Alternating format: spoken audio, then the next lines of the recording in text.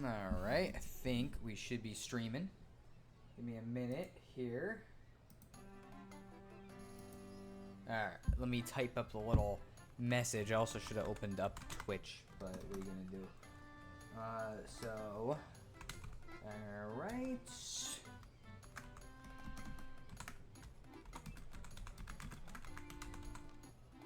Man, I am having trouble typing today for some reason.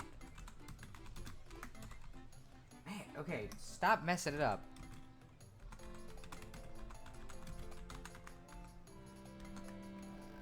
Alright. Let me go grab the Twitch link real quick. I guess I gotta open up Twitter too, so. Alright, let's grab that. I also see that you're here, Jispy. So I'm here early because I was chilling on my Switch and got a note that you were on. Well, it's probably a fair fit then, and probably a fair choice. So you probably heard double for a second there. Let's see. Alright, let me paste this in and then I'm going to copy it. So I don't have to type it again on Twitter.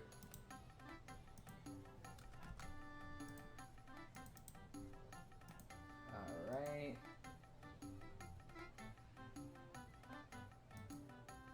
Alright. So with that, I think we should have stuff up. I also need to grab my phone because I guess I didn't think about this, but yeah, it's kind of hard to see the Twitch chat otherwise. Where did I put it? It should be in these pants. It's still in the pocket.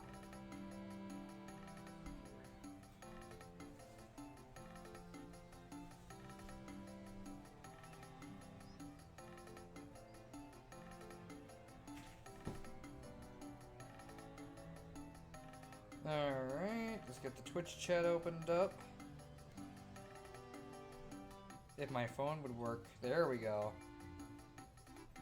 My phone's getting to that point that a lot of phones get to when you've had it a little too long, in quotes, which is not even really too long necessarily, but, you know, companies, I think they purposefully design these things to fall apart after a while, and so it's starting to get slower, which is a little annoying. Alright, let's click onto this guy real quick. Yeah, I was chilling with the Capcom Fighting Collection, playing Puzzle Fighter rather than an actual fighting game. I did see you were playing the Capcom Fighting Collection, but I would not have guessed that's what you were picking. Also, I see I'm still the only one who likes arranging games by title. I guess I could do that.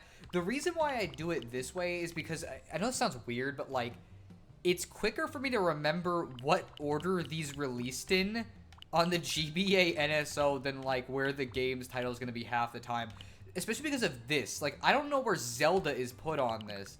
Because it's The Legend of Zelda, but, like, I don't think of the T first. And so I just arrange it by release on the NSO app, since that's just a faster way. Let me make sure, let me check the settings real quick. Okay, it looks like it should be fine. Anyways, let me turn off the music. So I'm gonna be real. I have no idea if this is gonna be like a full playthrough or if we're just messing around. But like, you ever see something get announced and you just get super in the mood for something, and it's hard to tell if that thing you're in the mood for is something you want to play like the whole way through, or if you're just like, ooh man, this would be really fun for right now. That's where I'm at with this game, where it's like, I really just want to play some Mario and Luigi because the direct is made me want to play Mario and Luigi. Honestly, yeah, that makes sense to me. Oh, okay. Another issue with GBA is this is Yoshi's Island Super Mario Advance, but this is Super Mario World. And it's like, my brain can never remember whether or not it's Super Mario... Well, because this one's Super Mario Advance, and then this one starts with the title. It's like, that is another thing that kind of boggles me a little bit. You ever see something announced that makes you super in the mood for something? Yeah, it feels sort of marvelous. I guess you're in the same boat. So for you, it's the Marvel vs. Capcom. For me, it's Mario and Luigi. Let me see where the volume's at. Is the volume good for you guys?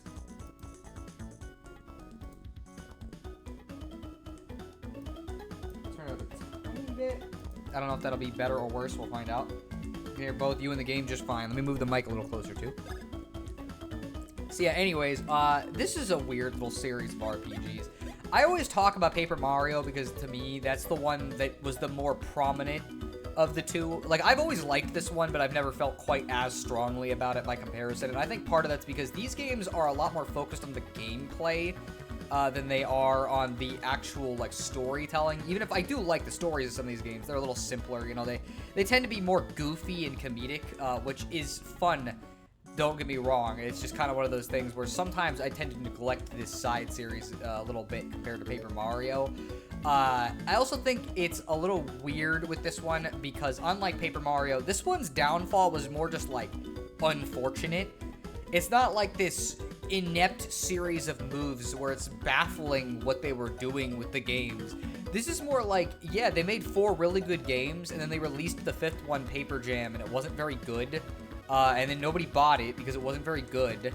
And then after that, they didn't have enough money to make like a new game, so they made a Superstar Saga remake, but they released it on the 3DS in 2017 when the Switch was already out, and then followed that up with a Bowser's Inside Story remake on the 3DS in 2019 for some reason. And on top of that, you could already play Bowser's Inside Story on the 3DS, and on top of that, the remake wasn't as good as the original, so it's like, it was just really baffling. I'm really glad this series is back because it is super fun. Very underrated, which tends to be the case for, like, Nintendo handheld games by comparison. Like, everybody always talked about Paper Mario, but nobody ever talked about Mario and Luigi. Also, I had another file here that was almost complete, and I don't know if I messed something up, but the file's gone now, so that kind of makes me mad. Yeah, like, I already have Marvel vs. Capcom 1 and 2 on the Dreamcast, but I like having them on a portable console that's easy to lug around. I'm in the same boat. I've always preferred having things all on one console, especially handhelds. I think a lot of games just fit better. The Goodwill Ambassador from the Bean Bean Kingdom has arrived.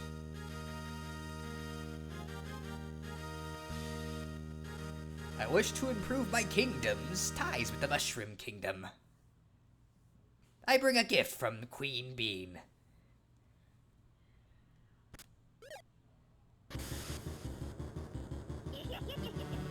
Also, I love the sprite work in this game.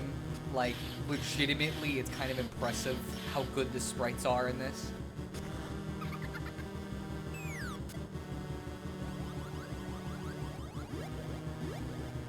Let's hope the new Mario Luigi game doesn't pull a Vivi.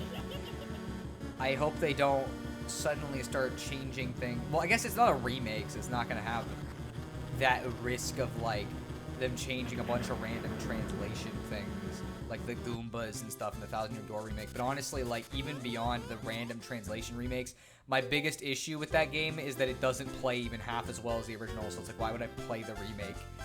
Emergency situation! I can't do Toad voices, I'm sorry. Did you see the Kingdom Courier? No, he's dry and close. Okay, thanks, Toad. Was not necessary. Mario! Again, I can't do Toad voices. I could try, like, Mario! But it just sounds like a freaking, like I've got a problem. But yeah, so you start off playing as Toad. This is gonna be the whole adventure. We're just gonna be playing as him, don't worry. This is his adventure. But yeah. I like the visual style of this game, just as a whole. It's kind of somewhat of a like the basis for how I wanted to design my game visually a little bit. Not exactly. This is more cartoony, whereas like I wanted to design things with a more Earthbound style, but still. I hear humming. Okay, man. So Toad canonically saw Mario naked, so I guess there's that. Princess Peach! Princess Peach! Also, I don't know how Mario has the skills to just jump into his clothes like that, but I guess he does.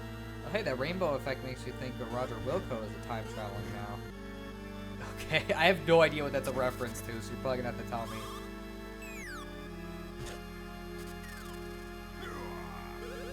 Attacking me when my back is turned, huh? Well, that's typical. Come here, super coward bros. So yeah, as you can tell, this series just kind of gets into it. It doesn't waste a lot of time. The way this works, not too dissimilar to Paper Mario, you have different commands, although right now it's only let us use the jump. If you press the button at the right time, you do a little more damage. You could also dodge attacks and then bork it like that. Mario! You know, I'm just gonna do a regular voice. When was your last battle? Did you already forget about your action commands? No, I did not. Don't worry, Toad. Oh, really? I should have known. Sorry for the interruption.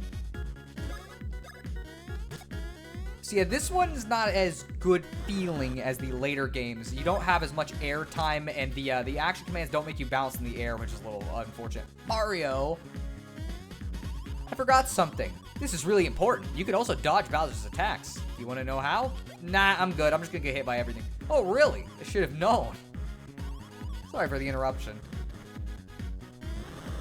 I'm jumping a little early. I need to be careful with that. But yeah, so the whole basis of this battle system, ironically, like, yeah, the attacks are a part of it, but you don't want to dodge more. Wait a second, listen, this is no time for fighting, even though I would have won. Listen to me, everyone, something terrible has happened. The goodwill ambassador from our neighbor, the Bean Bean Kingdom, just paid a visit. Yeah, but it was no friendly visit. The ambassador stole Princess Peach's voice and replaced it with curse words, and replaced it with this explosive vocabulary. This is such a stupid concept for the basis of the story. Later games get more serious than this, a little bit, but this one's just kind of wacky. Ugh, if I kidnap Princess Peach in this state, she'll wreck my castle. Mario, do something super. Mario, please go retrieve Princess Peach's beautiful voice. Only you can do it. The perpetrator came from the Bean Bean Kingdom. If you head over there, you should be able to learn more. Yes, go capture that fiend and get back Peach's voice, and then I can kidnap her. We'll take my Koopa Cruiser and reach the Bean Bean Kingdom in no time. Mario, we leave immediately.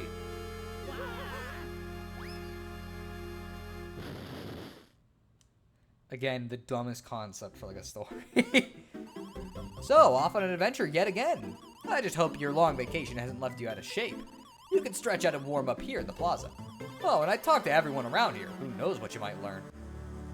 Let's see, it was a reference to Space Quest 4. I guess you were AFK during the time travel sequence. Yeah, I don't think I saw that. This game still has timed hits. It does. All the Mario RPGs have timed hits. It's like, it's not a Mario RPG without timed hits, which I guess makes me say the Mario plus Rabbids games aren't Mario RPGs, but, like, yeah. I don't think they're RPGs. There's something else. So this, even Bowser ran. That's awesome. Well, I mean, what do you think he's gonna do? Literally, Peach is about to kill everyone in there. That big, bad, mean, altogether nasty Bowser went rushing out towards the other exit. Okay, you really didn't need all those adjectives there, Toad. Oh, Mario, your mustache looks so silky smooth today. Show me that super jump. Oh, that was so awesome. Mario, you're the only one in the whole world who can jump like that. You rule. Except for Luigi, who can jump the exact same height. But nobody in this... The Mario and Luigi universe is kind of mean to Luigi. I don't know why. This is weird. I can't seem to find my precious belonging. Mario, do you think maybe you could help me look for it? Sure, why not? I think I dropped it while I was walking up here, so focus on this ledge, okay? You know, when you approach suspicious-looking areas, the action icon changes. If I were you, I'd ask the guy near the fountain about the action icons. I already know how they work. You found something precious. At least it's not a question mark, question mark, question mark. Hey, that's it. That's the precious belonging I've been looking for. Thank you. You're the best. The best. Please take this in return. Got a one-up mushroom. These are going to be very useful in this game because they are the only way to revive either Mario or Luigi. So you're going to the Bean Bean Kingdom? That's quite a journey. Do you want to learn about action icons before you go? Nah, I'm good. Oh, I see. Fine, then. Great. Good luck in the Bean Bean Kingdom. You'll need it. Thanks, buddy.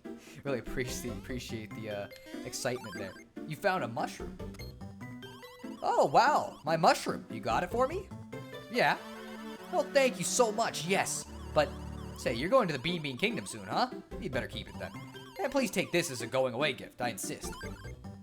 And we got a super mushroom. And good luck with all your jumping and stuff over there in the Bean Bean Kingdom. I'm pretty sure if you don't give it to him, you don't get the super mushroom. Teaching you, yeah, don't be stealing people's stuff. I mean, the Mario Rabbids games aren't RPGs. They're turn-based strategy games. Yeah, but people get kind of weird when you say they're not RPGs. Like, oh, they count just as much. It's like, okay, they're not bad games. Oh, dear. Trouble. I've gotten separated from the Bowser baddies. Listen, do you know where Lord Bowser was gone?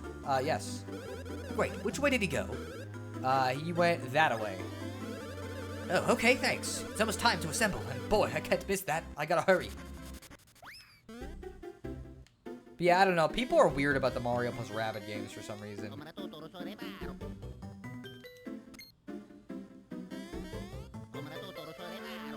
This is the only way they're ever going to talk through the whole game. Also, we can save the game. It takes a while for some reason. At least it's not a question mark, question mark, question mark. Nah, instead it's a bong. I don't think a bong is really gonna appear in the Mario universe. It's not something that the Mario characters would be interested in. Yeah, so I recently returned from a really nice trip to the Bean Bean Kingdom. Ah, Hoo Hoo Mountain, Oho Ocean, Chucklehuck Woods, Teehee Valley, so much to see. I've recorded all my travels in the save album. As you can tell, there's a theme to the area names. Bowser's Koopa Cruiser is parked just up ahead. Whew, that is one mean machine, boy. Anyways, it's time you were on your way. Head in that direction once you're ready, okay? But, rushing headfirst into trouble like you always do is crazy, so be sure to save at the save album. Okay, good to know. Master Mario! Oh, here's a character that's been basically erased from the Mario canon lately for some reason. It would appear I'm just in time. I have prepared a suitcase for you to take with you on your long journey. I'm quite sure it will prove useful as it holds many items and outfits. Please take it. You got a suitcase. In other Mario and Luigi games, this would be a talking suitcase, because they always have some weird talking partner, but in this one it's just a suitcase. Just press select to open your suitcase and check the main menu screen. Then you can use any items you found on your journey, or even change your clothes. It's also a good idea to use that screen to double check your personal status. Once you board the Koopa Cruiser, you can take your time and look through it. Now then, I have one more parting gift, as it were. Some funds for your trip. Here you go. You get 100 coins. Alright, breaking the bank there. Oh gracious, Master Luigi, are you going to the Bean Bean Kingdom as well? Ah, you're just seeing Master Mario off? A capital idea. I do believe I'll join you. Master Mario, I'm going on ahead. I shall be waiting for you in front of the Koopa Cruiser. Yeah, the Mario cast isn't about bongs, they're about shrooms. That is true. That joke gets so tiring, though. Like, everybody always made it for a long time. I remember it was, like, the only joke any piece of media would make about Mario. It was like, oh, he's on shrooms. Where the heck is everybody? Mario! You're late. What were you doing? We're leaving right now, so get on board and make it snappy.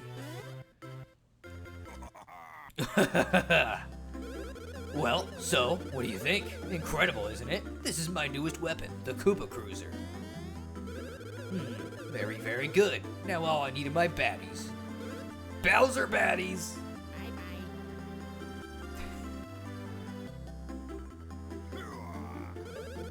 Where are they? Huh? What in green blazes? Hey, you! Are you signing up to join my crew of Bowser baddies? I see, I see. You want me to bring you along that badly, huh?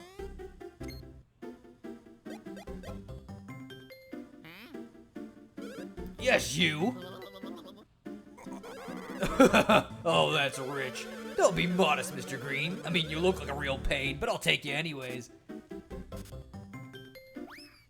Hey, you, stop! Your gnarliness. The baddies have just arrived. Hey, the assembly area's over here, you blithering idiots.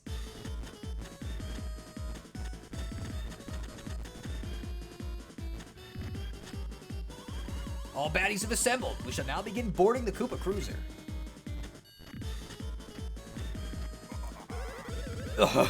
Good. Then we can depart, and with an increased head count too. Excellent. Your filthiness, boarding is now complete, except for one deserter. What? Move it, you idiots! Initiate cruiser pursuit.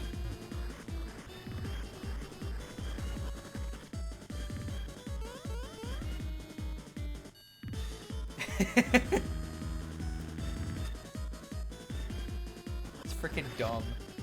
This game is just dumb. The sky is above the Mushroom Kingdom. Hey, you, down there in the ship's belly, Mario and, what's your name? Green guy.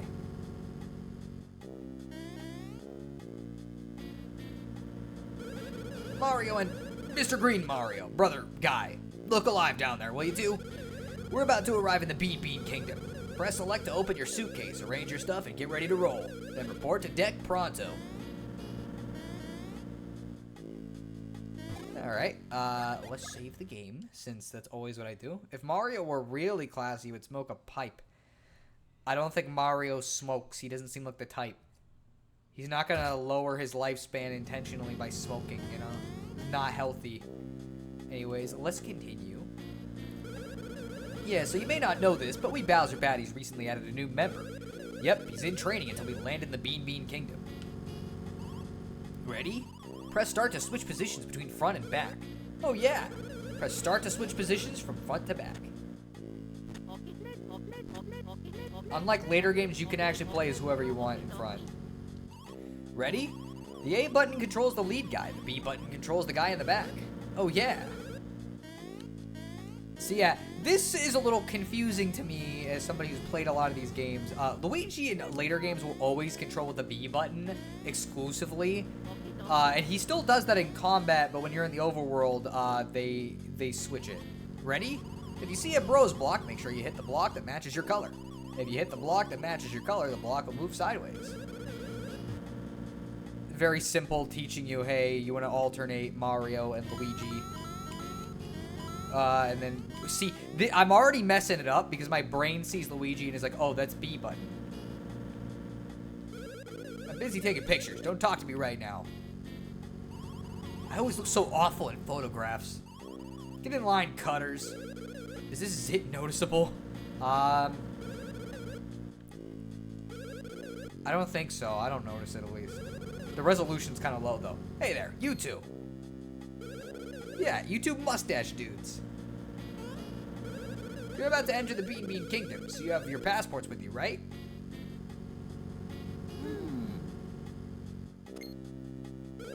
Well, it looks like you've got a suitcase there. Tell you what, go ahead and press select to open your suitcase, okay? Why, you got them right here. These are your passports. I like how you can just walk around in the menu. But, hey, there aren't any photos. These won't get you into the Bean Kingdom. No, sir, no way, no how. Don't wig out about it, though. If we take your picture here, you should be just fine. Since the great Bowser has called you to the deck, I'll let you two cut in line. Oh, yeah. Snapping photos is easy. Just stand on that mat there, see? Right there. Step onto the mat once you're ready, no hurry. Now, Mr. Greenstash, you step back. Okay, I'm gonna take it. Oops, I forgot to tell you. Listen, when you're getting your picture taken, stand still. Don't go pressing the up, down, left, or right buttons on the control pad to hold the pose.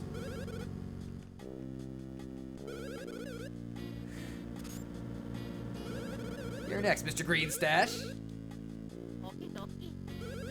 Okay, Mario, you step back nice and easy. And away we go. Great, I've taken your passport photos for both of you. Aren't we all happy now? Happy all around. If you're wondering, yes, those photos do stick around. So this is their passport photos, and it follows them throughout the menu, which is super funny. Another thing I like, this little artwork here when you change the gear. It's very cute. Anyways, let's grab that. Let's not go up yet. That goes there, and this goes here. Working in the hold isn't easy, and if you mess up, you have to start all over again. Oh, Mario, it's me, that lost guy. Hey, thanks for telling me which way to go back in the Mushroom Kingdom. I was kind of panicking. But thanks to you, I was first one to board the Koopa Cruiser. Here, let me give you this. You got a one-up mushroom. It's nice to be nice. Nice, thank you. Good deeds are repaid.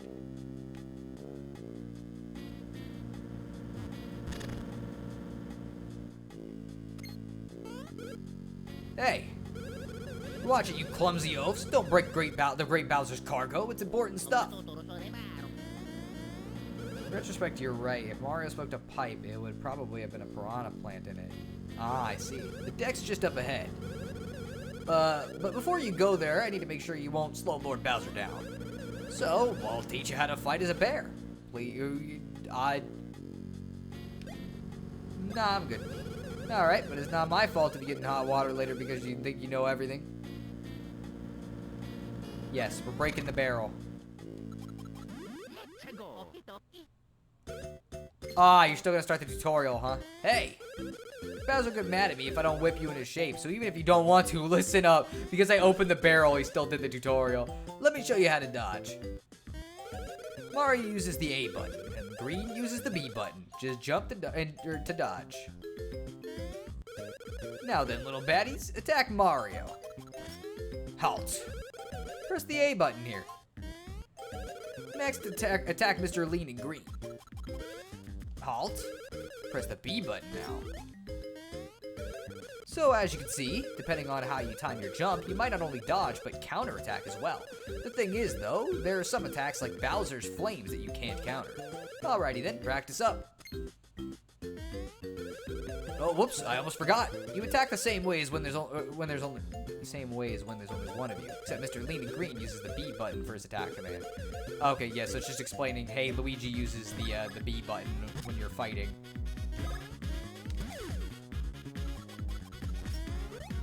And yes, you can counterattack and deal damage, which is nice. It's a very useful feature. Well, that was a barrel of trouble.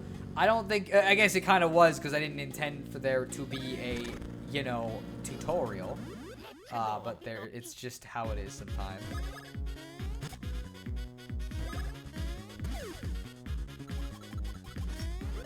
Alright. And let's take care of this guy. Battles in this game, very quick. You don't really tend to spend a lot of time fighting in individual fights, which is kind of nice. The pacing stays moving with this game. So, another thing about level ups. Firstly, this stat is kind of funny in that it's theoretically useless if you could dodge everything, but like that's not going to happen. To explain these, HP upgrades your health. BP is for your special attacks, like FP. Power upgrades your damage. Defense upgrades defense, obviously. Speed upgrades how quickly you can move in the fight. Stash is your luck stat. This will not be upgraded with level ups every time. So there's a potential benefit to upgrading it, and you can get a little bonus. And by that I mean only get one little bonus, but still you can get a bonus at the end of every level up if you want.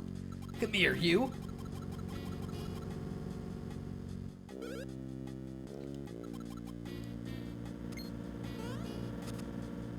This is me when I try to walk around people and I'm just trying to, like, not go the same way as them, and for some reason we keep moving the same way.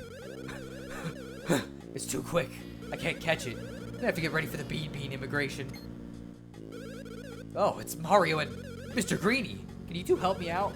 I'll teach you something important about going into battle in the process, no charge. Now you can catch these guys, but first you have to stop them and start a battle. So yes, just like Paper Mario, you can start the battle by doing that and jumping on them, or hitting them with any other weapons you have in the overworld.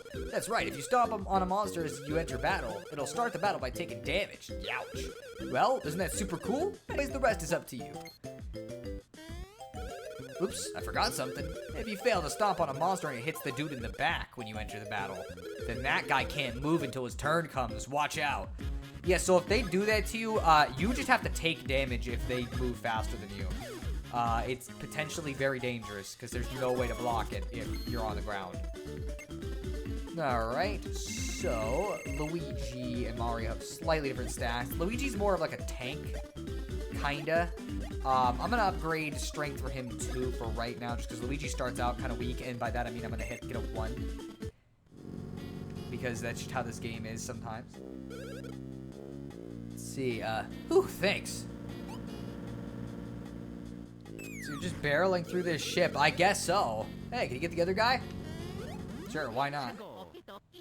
It's like these enemies are barely there. Yeah, they are barely there, that's for sure.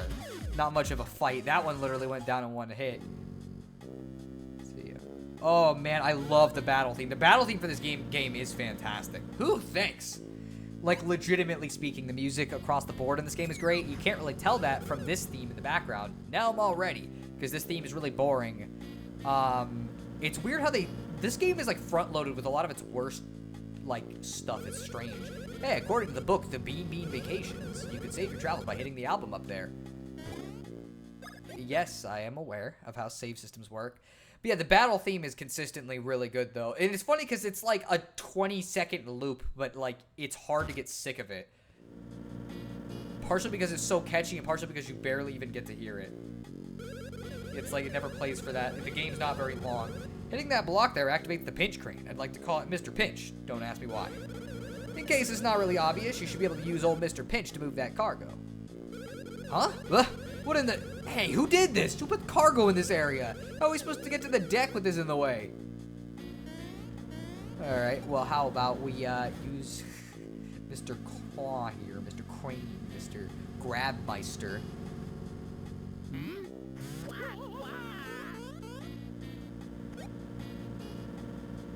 Uh-oh, looks like the crane mistook you for cargo. That looks uncomfortable. Hey, since you're up there, why don't we use you as a lookout? Just say how you barely get to hear it. Just be your ground or go to your room. You're rancid this. We will soon pass over the border between the Mushroom Kingdom and the Bean Bean Kingdom. Nice work. You can go back below decks now.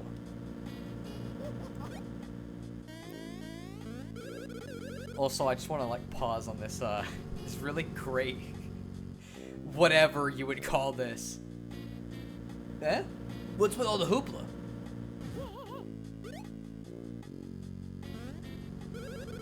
What now?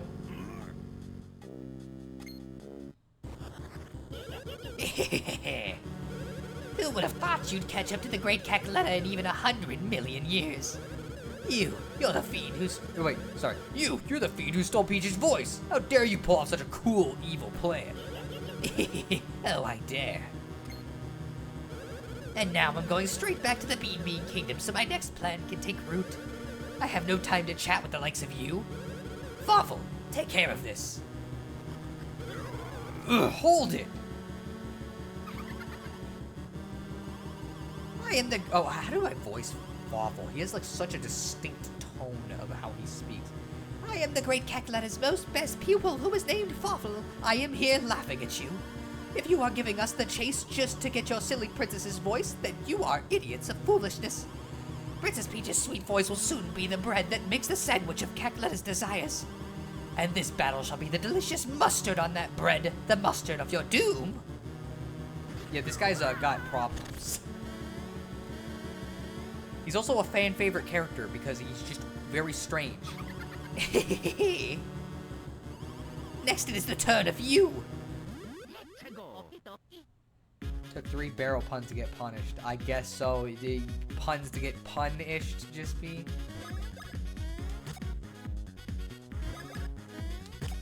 Gonna get another tutorial in a second. Oh, his text was read. He attacked Mario. That's what the tutorial is gonna be about. It's gonna be like, hey, Mario, Luigi, did you guys realize that you can tell when he's gonna attack?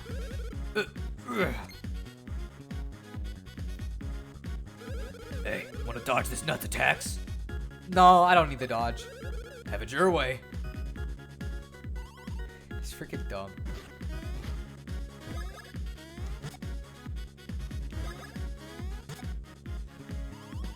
Have you readiness for this? Now he's gonna attack Luigi, then Mario, so it's like he does 2 of them. It's not super complicated to start out, but like I think it should give you an idea of the difference between this and most RPGs, where it's much more action-based. It's a lot more focus put on the dodging mechanics and stuff, which is something I find isn't very common in RPGs. Typically, if they're gonna put any focus on anything, it's gonna be like an action command system or like something that changes that part of it. Now this is what I ram you. You know, so it's like this series in particular was a massive point of inspiration for like my game and why I wanted to have like unique dodging mechanics, because I always liked the idea that you could play a game and have like the defense stat be useless and have really no loss in that. Okay, we'll talk about it in a bit. Ugh. How could think rats like you beat such an awful nasty as me? Headgear! Just like watching him vibrate for a moment. I like to imagine he's just jamming out to the music.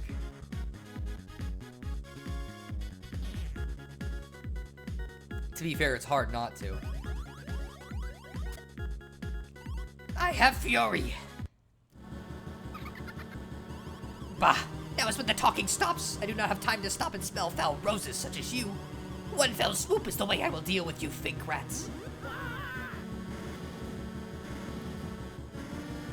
I don't know why other villains don't just try this method of just wreck everything in one go instead of wasting time. Although he should have just done that from the start. Honestly, it seems like it would have been smarter if he could do that. General Starshade, a massive explosion has been sighted. Confirmation. I need confirmation. General Starshade, meteorites confirmed. Impact in Stardust Fields. Initiate recon. Emergency! Emergency! Bean Borderland. But yeah, we'll talk about it in a minute once we get through this little series of cutscenes we got coming up.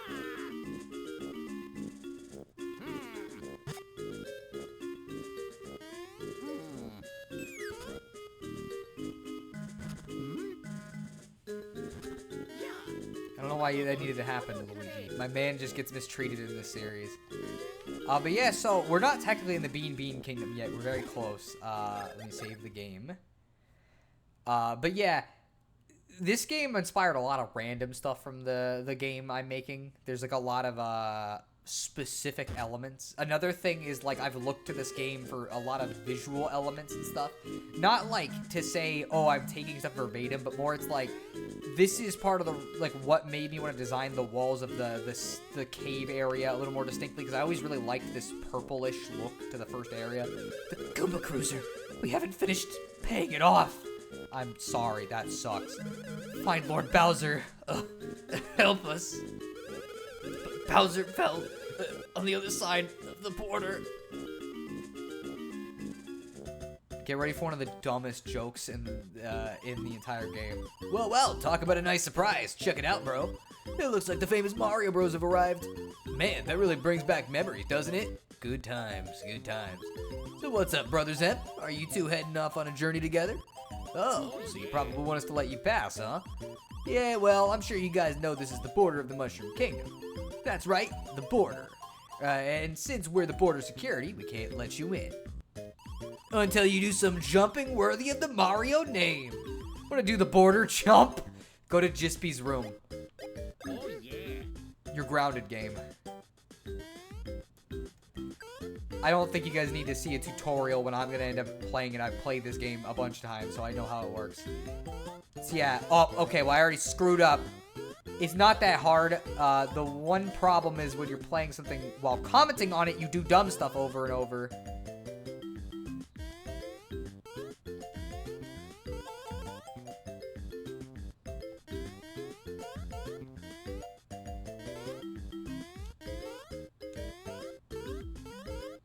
I like how the part that was the hardest is not the part I messed up at. It's like the easier parts. Man, very cool. That was some incredible jumping. So we jumped the border. Back in the early 2000s, this was a funny joke, but now if you made this, people would be like, oh, you're making a political commentary. Just beyond here is the Bean Kingdom. You have to be extra careful when traveling there. Like, legitimately, this would be like a hot button issue for some reason. Let's see. I look at Fawful and I'm like, so this is what Orko looks like when you can actually see his face. Honestly, maybe. I could kind of buy that's what he looks like. I wish actual border control had something like that. The issue is most people would fail that. Hold up, bros. I would fail that. Since we've been on duty, you two are the first people to ever cross the border. I mean, ever. That's... You guys need to institute a better border policy. We've got to commemorate this occasion by giving you this. Got a Bean map? As long as you have this map, you'll feel safer in foreign lands, right? Press select to view the menu screen and check out that map. Alright, sounds good to me. I see Trump was gonna go with this, but he decided to make a wall instead. Can you... Okay, to be fair, even making this joke is gonna make somebody mad, chances are. Can you imagine Donald Trump going out and being like, guys, I have a special new plan. Instead of a wall, we're gonna make people play this fun little game to get across the border. And you just watch these people, like, genuinely jumping to try to get across the border. That'd be, I'd feel bad, but it'd be really funny. This just tells you can jump in tandem. The game actually wants you to do, like, this. And it's like, yeah, I guess you could do that. But, like, realistically, you can do that. And you'll still get across those little bumps. Oh, okay. Oh no. Oh, well, we're going to get to see what happens when you fall on the ground. So Luigi is completely unable to move, and if this enemy attacks him, I can't dodge it. So I had to take the damage. Man, why are we doing so... Oh, I guess we got luckies. That's why we're doing so much damage. But yeah, it's... Well, no, I'm still going to wait to talk about it because we're about to get to another cutscene. There's only like 2 enemies, and as you can see, these fights are not very long-winded. Man! This game is not very hard, mind you, but it's like... This is weird. Like, I've never had these enemies die to 1 hit when I've been playing this. Man, how can you tell this is a handheld game? Maybe it's the 5 billion save points they keep giving you.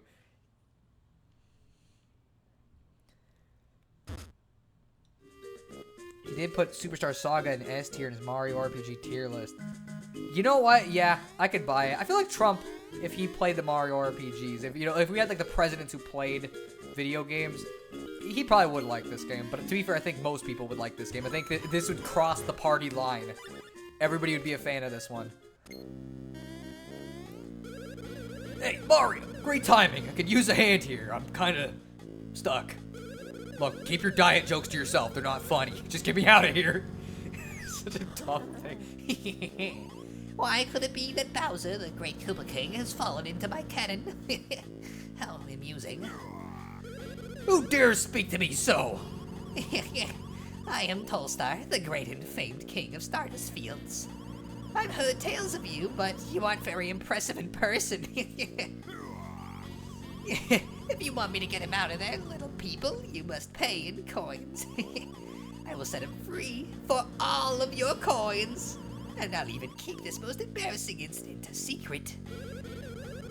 What? That's not fair! Pardon me?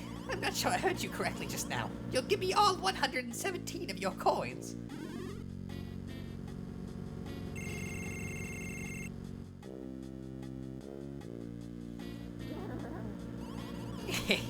Why, these are Mushroom Kingdom coins, aren't they? This is the Bean Kingdom. I suppose I'll have to calculate their value in local currency. Let's see, at today's exchange rate, 117 Mushroom coins are worth 10 Bean coins. Bro, the Mushroom Kingdom is having some bad inflation at this point. Maybe this takes place after New Super Mario Bros. 2. Well, sorry, but for only 10 coins, I can't guarantee this won't slip out. Yes, that means I'll need an additional 100 Bean coins. You'll find them in Stardust Fields and bring them back to me. Then I'll help your Koopa King. Look around Stardust Fields and find 100 coins. This is the guy speaking, I guess. You have 0 coins. Hey, you haven't collected 100 coins yet, deadbeats. I didn't even know he said that. That's really good. Did it with Sleepy Joe and Barack Obamator. I just feel like both Barack Obama and Barack Obama. Why am I saying this twice? Barack Obama and Biden. I feel like everybody would like a Mario and Luigi game. Like, I mean, who could not like the Mario and Luigi games? Also, I hope all of them put Sticker Star in F tier.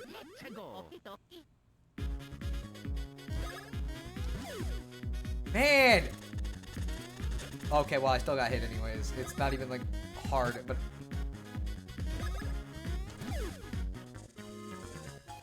So this is the canonical King Bowser. I guess so, yeah.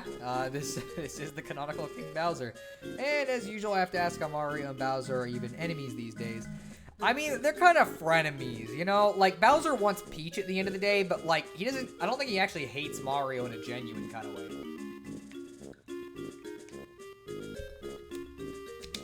Like, he always makes a big deal out of it whenever he has to work together with him, but, like, he ends up doing it anyways. Like, at the end of the day, if it's necessary to accomplishing the goal, he has no problem dealing with Mario.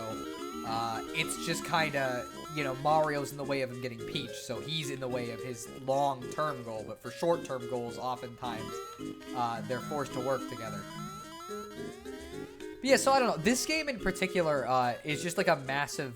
Like, this game and series is, like, a really big inspiration on, like, how I wanted to design my game. Which is funny, because I've always preferred Paper Mario, and I guess, like, the attack inputs in my game are more akin to Paper Mario. But, to be fair, in early development, my original plan was to design the game more akin to this. Like, I was gonna have dodging mechanics and attack mechanics like this, where, like, you would see the characters and you would dodge it by, like, jumping or whatever. It's just eventually, I kind of felt like that was... like, I don't know, I guess I would rather do something original, firstly, and secondly, for development, it was a lot easier to just kind of be like, ooh, let me do the easier form of this. That being said, I still wanted to replicate some elements of this, and so it's like, it's why I was so insistent on having, like, a dodging mechanic. Because something I've always liked about this series is, theoretically, you could beat these entire games without even taking a hit. You could avoid level-ups and everything, and it would still fully be beatable. It'd be harder, but you could fully do that if you wanted to. And I always thought it was just interesting to have an RPG like that, where it's like, yeah, if you want to, you could just play the game in that way. You don't want to level up and you don't want to fight enemies? Okay, well, you don't have to. You can fight who you want. You know, instead, you just get much harder fights because now enemies are dealing more damage, but you can dodge all the attacks. You just have to get better, you know? And so that's why, like, I've always just appreciated this combat system a lot. Let's see. I'm gonna go for HP. It's not that useful, but might as well get... Man, Luigi is not getting that many boosts. To be fair, it's not like the game's that hard, so I don't really care much if I'm not getting the extra stat boost, since these are purely bonus. Like, they don't make much of a difference. This little mechanic's kind of goofy. This feels like they were trying to get usage out of the A and B buttons, but, like... This is one of those uses that feels really gimmicky and not that interesting. It's like, okay, I guess we could do this, yeah. But, you know. It's like, oh, you're riding a bike, except it's really not, like, that exciting. Let's see, Sleepy Joe was against Bowser's Inside Story, going in S tier because the final boss was easy. Trumpinator wanted an S tier purely for in the final. I mean, you know what? He's right. Like, I feel like most of these classic video game bad guys have no real actual conflict. Robotnik has no real reason to fight Sonic. Dr. Wily has little reason to fight Mega Man. I mean, Eggman has plenty of reason to fight Sonic, considering Sonic is literally constantly in the way of him accomplishing his goal. I'm gonna have to go this way later anyways. It's like, yeah, he wants to take over the world and make it a robot, you know, sanctuary, and also make Eggman Land or whatever other thing he's got for that game. And Sonic doesn't want that because Eggman's gonna change the world to do it.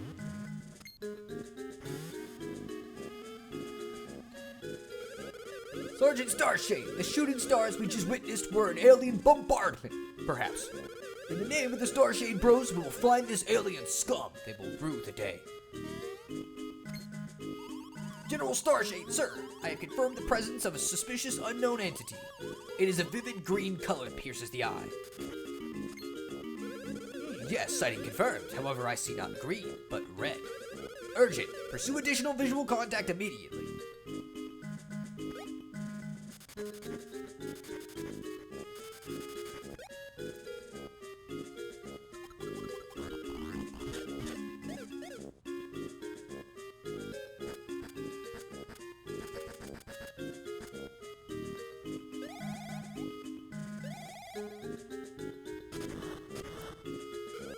Oh, incredible! It is none other than the Mario from the Mushroom Kingdom. Luigi sighting confirmed. Sergeant Starshade, change of mission objective stat. Obtain autographs. I see. Incredible to think Princess Peach's lovely voice in the hands of some vile enemy. Her voice must be recovered, no matter what it takes. Priority 1, Sergeant Starshade. We must provide as much field support as we can. Very well. We Starshade Bros will teach you the secrets of Bros actions. Master Mario, Master Luigi, special Bros action training shall commence immediately. Are you ready to undergo training? Sure.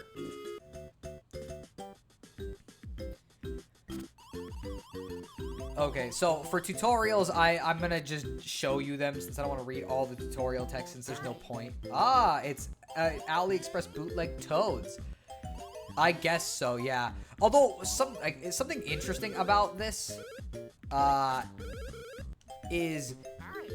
I think the reason why they look the way they do is because it's to imply that, like, because the Bean Kingdom is different from the Mushroom Kingdom, they have their own versions of enemies, and, like the Toads are different here, too, potentially. I'm not sure if these are the case, or they might be from the Mushroom Kingdom originally.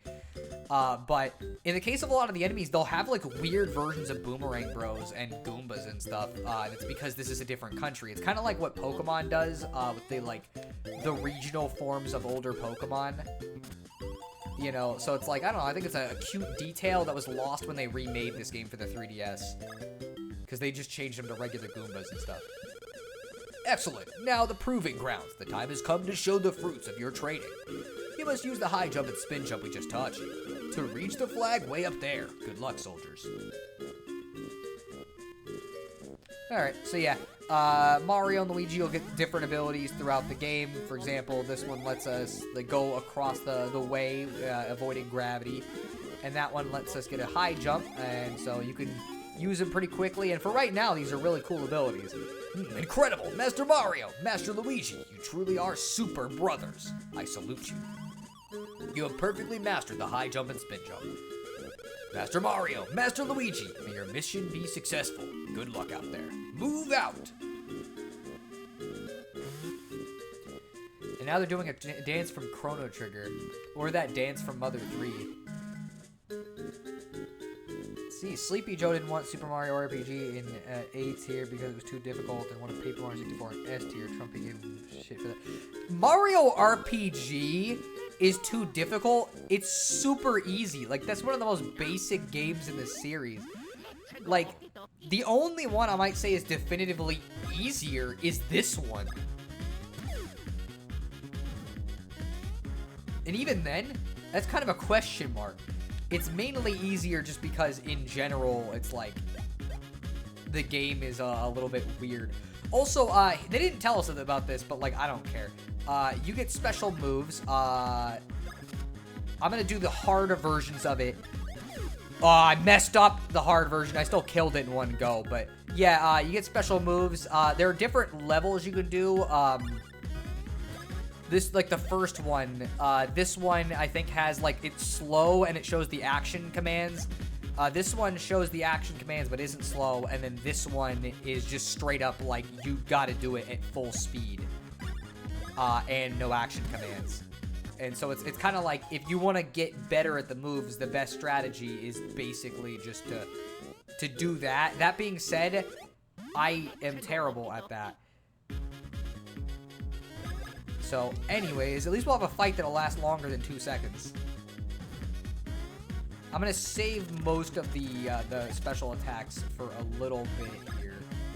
Since most of these enemies don't benefit very much from using them, it'll just make the fight go a tiny bit faster. But again, we've barely even been in fights, so it's not like it really matters. Oh, I messed up the action command for that one. Alright, question. When the cannon fires a bullet, can you jump on the bullet, or do you have to dodge it entirely? You can jump on the bullet. It doesn't do any damage to the cannon, but you can jump on the bullet. You know, unless it's something like a fire or a spike, you can basically jump on it and it's fine.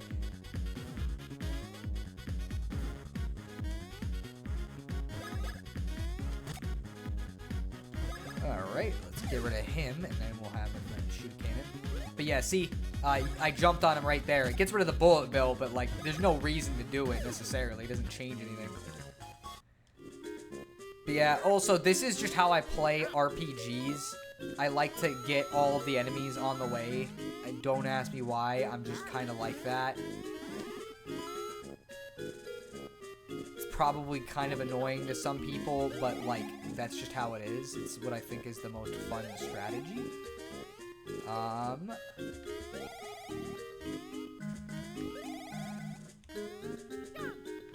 In fact, I've said this before, but, like, an RPG should be balanced around the idea. Oh, well, we're not getting many points from this. In my opinion, the RPG should be balanced around the idea that if you fight every enemy you come across, you should be slightly over-leveled, and if you fight, like, a 75%, you should be on average level. That is my opinion of how RPG should be balanced. This is an emotional reunion, sirs. By your leave, there's something we completely forgot to mention to you earlier. Affirmative. You see, when you took a master, or when you master a technique in the field, you can also use it in battle. Yes, we already did see that. Since you have mastered the high jump and spin jump, you can now use these techniques in battle. We must confirm the technique mastery in combat situations.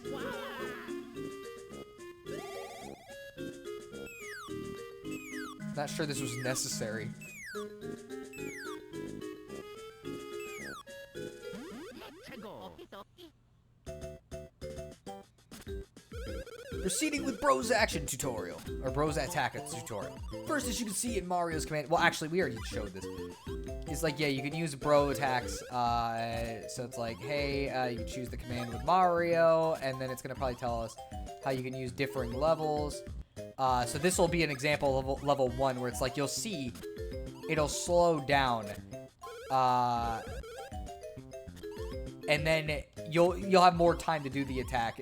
The problem is my muscle memory is like so built around the later, like the harder versions of it, that it like actually kind of messes me up. And so I'm guessing you're gonna run us through Luigi's. All right. But yeah, so now it's telling you about the mode changes where it's like, hey, you can go to level 1, 2, or 3, and there's even a better version of it called level 4.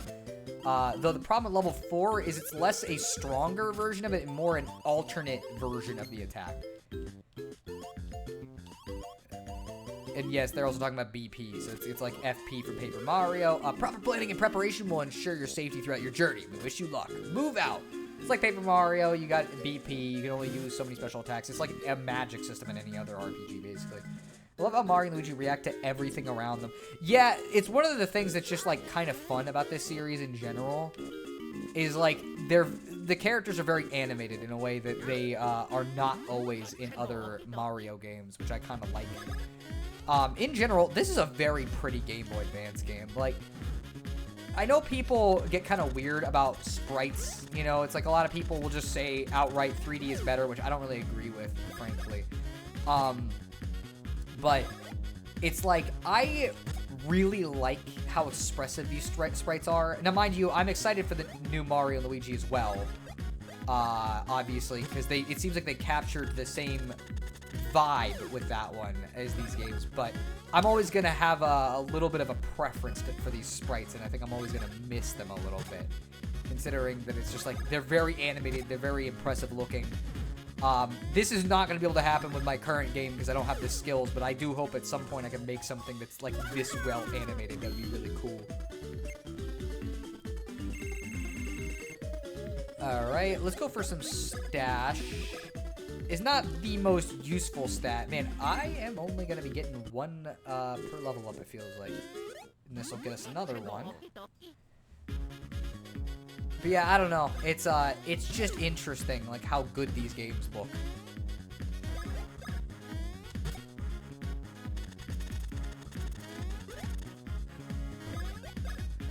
Something I also like about the Switch versions is that they've so something about Game Boy Advance games is that they were designed for the really dark screen of the original Game Boy, or not Game Boy, the original GBA. I had it right the first time. And why that's interesting is a lot of the time when you play Game Boy Advance games, they're like really bright and washed out. But this is not that case. In actuality, it's like they went back for these versions and basically changed the shading so that it looks more correct to how it should look. And it's such a nice detail because it's not something most emulators really do. There's probably some settings you can change or like a thing you can download to get it to look like that, but like you have to do work for it. Whereas like this is how it was supposed to look originally. Like this is what Game Boy Advance games are supposed to look like.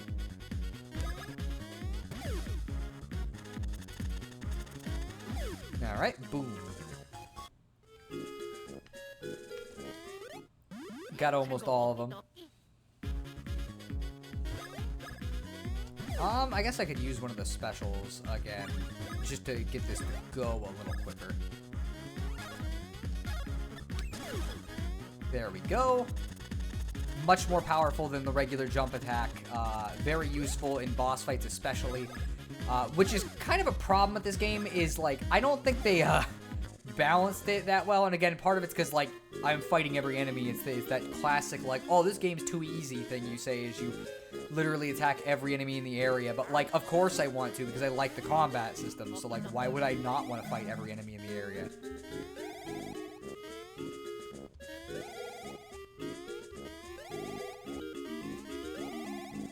Also, I haven't been able to, or I haven't asked this yet, but I figure I'll ask this now. How's everybody holding up today? You know, I hope you guys are doing well. I've been doing all right. This week wasn't as productive as I wanted it to be.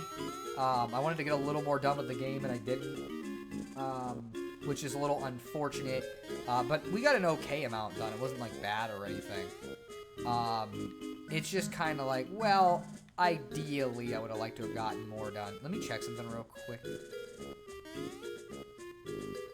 I know I've already been through here, don't worry. It's more like this that I'm curious about, because I don't remember how you get over there, but I think, if I remember correctly, there's like an area over here in general I couldn't even get to before.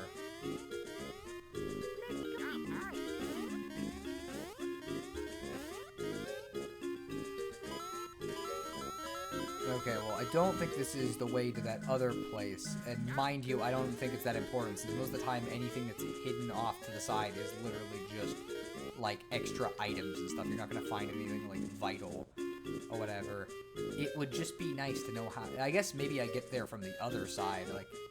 Oh, or I could just do this like a normal person would. And then see if there's a way up here. Or is there? Maybe I can jump up from here. I guess is probably what it's wanting me to do. Okay, get a super mushroom, get that, so we get some extra coins.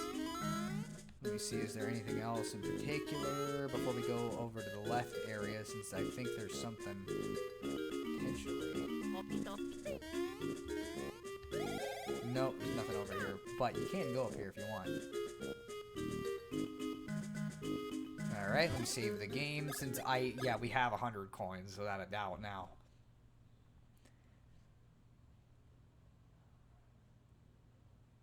I have 146, in fact, so we're well above that number. Let's see here. You now have 146 coins. Took you long enough, but well done. I'll just be taking those coins now. Finally, let me out of here! Huh? You want out? You want me to help you? Who said I'd do that? You welcher!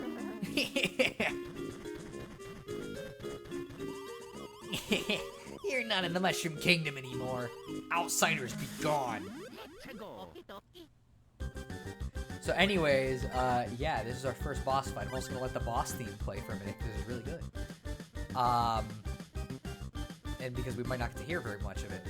But yeah, so I asked earlier how everybody's doing. I'm doing really well. As I said, I didn't get as much done with the game as I wanted to. I've been playing Bug Fables again, which I know I tried playing it before and I wasn't as into it, but for some reason it's really clicking with me this time.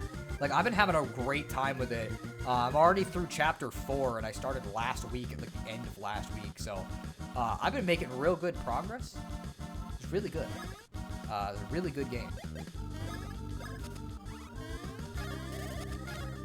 Alright, let's do that. Okay. Shoot, I messed up the timing.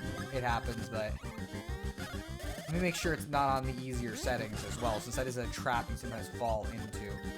Oh, what did I do? Isn't that a nasty attack? Even when watching the hand I throw Won't help you. It's not that bad. I just messed up the input because I pressed the wrong button like an idiot.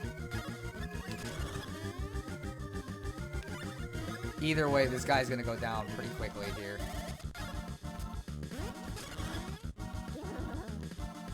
Okay. Don't jump when he does that. Not a good strat. And we'll just use some regular jumps since he should be dying soon. Not bad. Not bad at all. But how about this?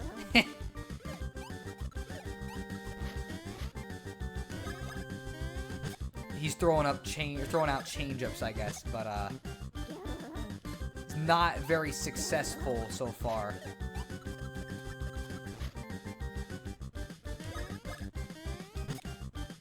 Here's hoping you get all your coins back after you beat him. He didn't even take the second set of coins, but we can't get the Mushroom Kingdom coins back since they'd be practically useless here anyways.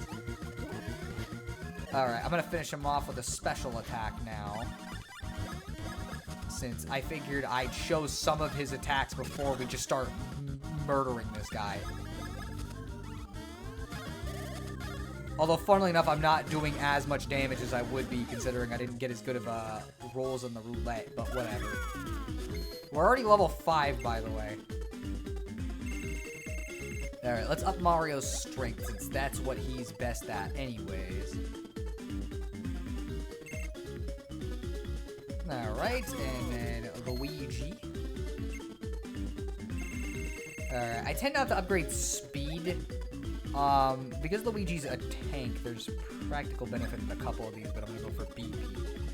That's what I'm doing. This week has been a week for my brain to rapidly go through moods. Like, one day I want to read Vampire Hunter D, the next day I want to watch shows from Boomerang, the next day I only want to play fighters, and my super sleep happened because I had to move a heavy mattress in my room. Ah, okay. That's fair. Man, we are not getting good rolls for Luigi. He has not gotten a single good roll, it feels like. Like, he did get one, but it's not... Like, it's weird, because normally I get pretty solid rolls, but this playthrough, not.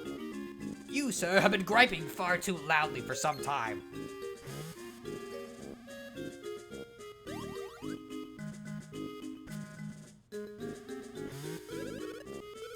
Mario, Green Stash, you gotta get Princess Peach's voice back. It's all up to you. And there goes Bowser. Potentially to never return. And I mentioned having hip pains left over from my old memory foam mattress, but thankfully they're subsiding. Well, that's good. I'm glad to hear that the mattress is a lot better this time. Because the old one seemed pretty bad. Later this week, I'm looking forward to the premiere of Me TV Tunes channel. Okay, I've never even heard of that, really. Like, I think you mentioned it when we were talking in the, the chat, but, like, prior to you mentioning it, I had never heard anything about that before.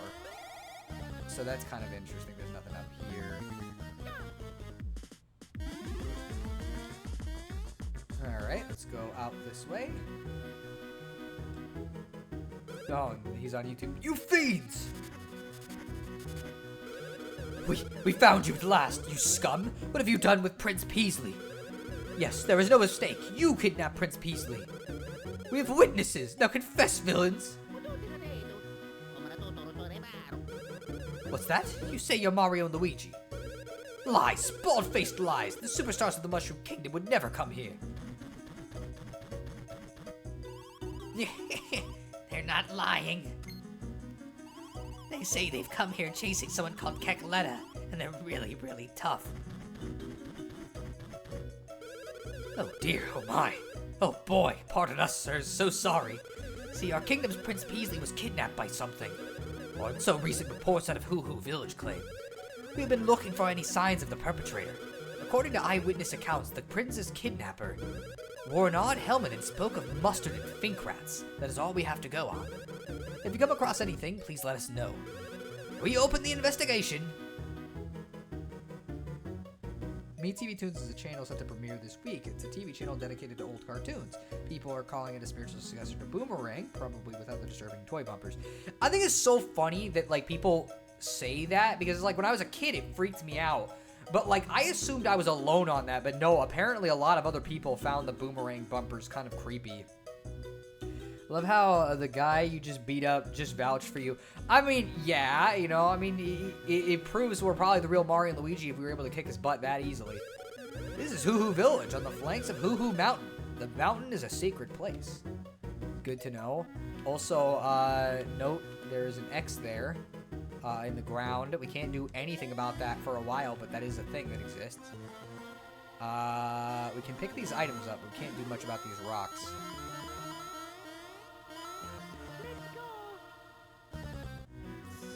These days I find some of the Boomerang bunkers nostalgic. I still think they're kind of creepy. Glad I wasn't the only one freaked out by those bumpers. Yeah, it's weird though. Like, I don't understand why they're weird. They just are. Like, something about them was always kind of off-putting to me. Everyone should climb Hoo Hoo Mountain once. You can see the whole kingdom from the top. Good to know. Also, what is happening with your house? Do you guys not want to, like fix this? This seems like a potential hazard. If you climb down this mountain, you'll reach the town surrounding Bean Bean Castle. The townsfolk are so much more stylish and fashionable than people in this town. I just adore them. Fashionable oftentimes is not a good thing. I saw this kingdom's prince, Prince Peasley, on the edge of the village. I'm sure of it. He was taken to the top of the mountain by some guy wearing a weird helmet. To reach Hoo Hoo Mountain's peak, you have to either get a ride from Boblanadon or hike up. Hiking the mountain is brutal, but if you can get a ride from Boblanadon, it's a snap. No matter how long you wait, Boblanadon won't come back. I can feel it in my bones. He said he saw someone who looked like Prince Peasley, went to the summit, and never returned. With Boblanadon gone, we can't get up to the top of the mountain. This isn't good. Let's see. But yeah, those old toys were ugly. Yeah, they're not the highest quality toys, that's for sure. Long ago on this very mountain, the Hoo-Hooligans, developed the great Hoo-Hoo civilization. At the summit, there still remains many mysterious remnants of this once great people. Good to know. Fred Flintstone just did not need to be rendered in 3D. Yeah, that goes for a lot of cartoon characters, though. I always found, like, Timmy Turner from the Fairly Odd Parents, and really any character from that show never rendered well in 3D either. Like, they always looked off in some way. Huh? You want to climb down to where there was a town? Then just keep heading left down this path. Okay, this sounds good to me. Hope you guys solved your problem. I'm tired of living in this stink, so I want to live someplace cool where there's lots to do. Would not recommend, trust me, because you'll end up in a place like California, and trust me, you don't want to live there. Have you met Sledge and Mallet, the hammer-making masters? Not yet, in this playthrough. If you head left, you can climb down the mountain's base. Good to know. Let's head left. Get back, Prince Peasley!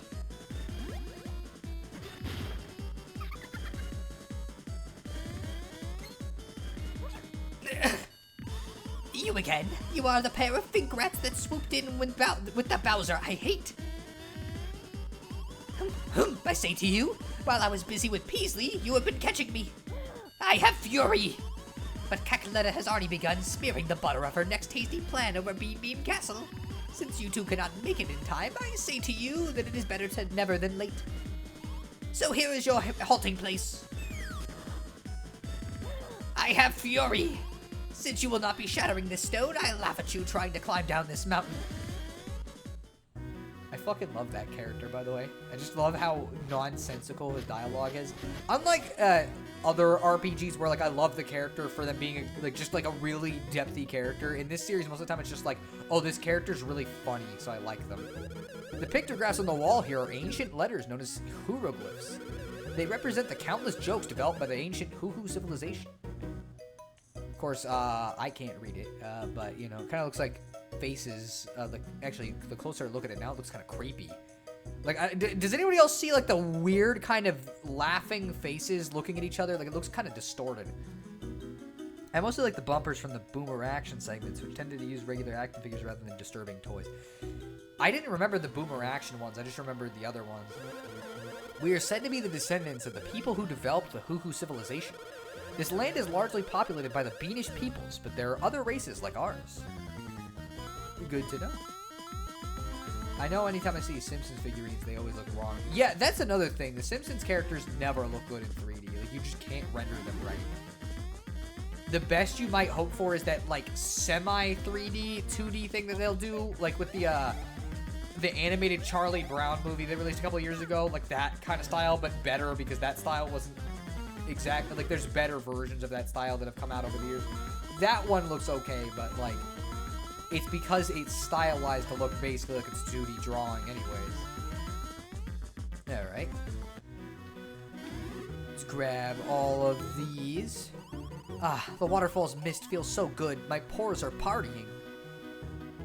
You're weird.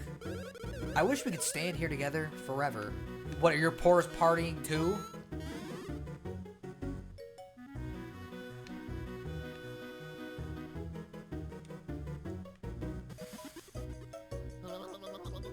Well, Luigi can't fill up on water. But good thing Mario can. This is such a funny looking sprite. I just love how just this is such a perfect design. Mario got fat.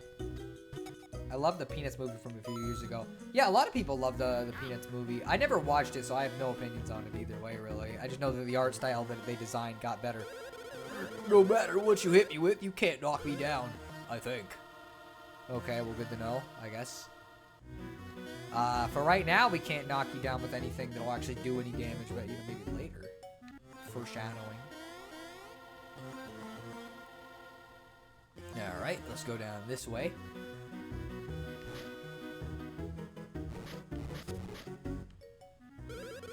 This is the last stone.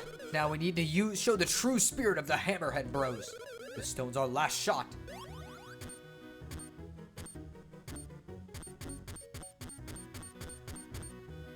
Well. This stone just ain't gonna do it. We can't make hammers no more. What? What do you two think you're staring at?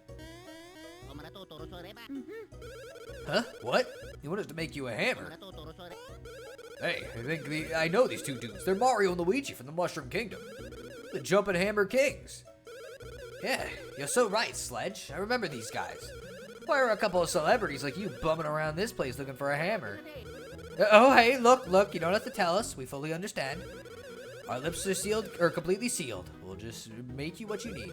We're professionals, after all. That's right, pros all the way. But the thing is, in order to make hammers, we need hoo-hoo blocks from the mountaintop. And since Blanadon suddenly stopped coming down here, we can't get up to the summit. Hoo-hoo blocks are hard stones. Hammers made from those things can break anything. We want to climb the mountain to get more hoo-hoo blocks, but we can't jump well enough to do it. Huh? Oh yeah, what was I thinking? You guys are jumping pros, aren't you? So you're saying you can go to the top of the mountain and get us some hoo-hoo blocks? That would really hook us up. If you get us some hoo-hoo blocks, we'll make you a special hammer. You scratch our backs, bros, and we'll scratch yours. And it looks like we're not getting that item block until we get one of those hammers. Let's see. Oh, okay, yeah. Soldiers come to town, Blanadon fails to return, the bridge suddenly breaks. I have a bad feeling about this. There could be something awful happening up on the mountain. The bridge is broken, so we're repairing it. Go talk to the villagers for a while and then come back. You can't climb the mountain until the bridge is fixed. The bridge is broken, so we're repairing it. Okay, yeah. I think I've talked to everybody, so if I remember correctly, the bridge will just be repaired now.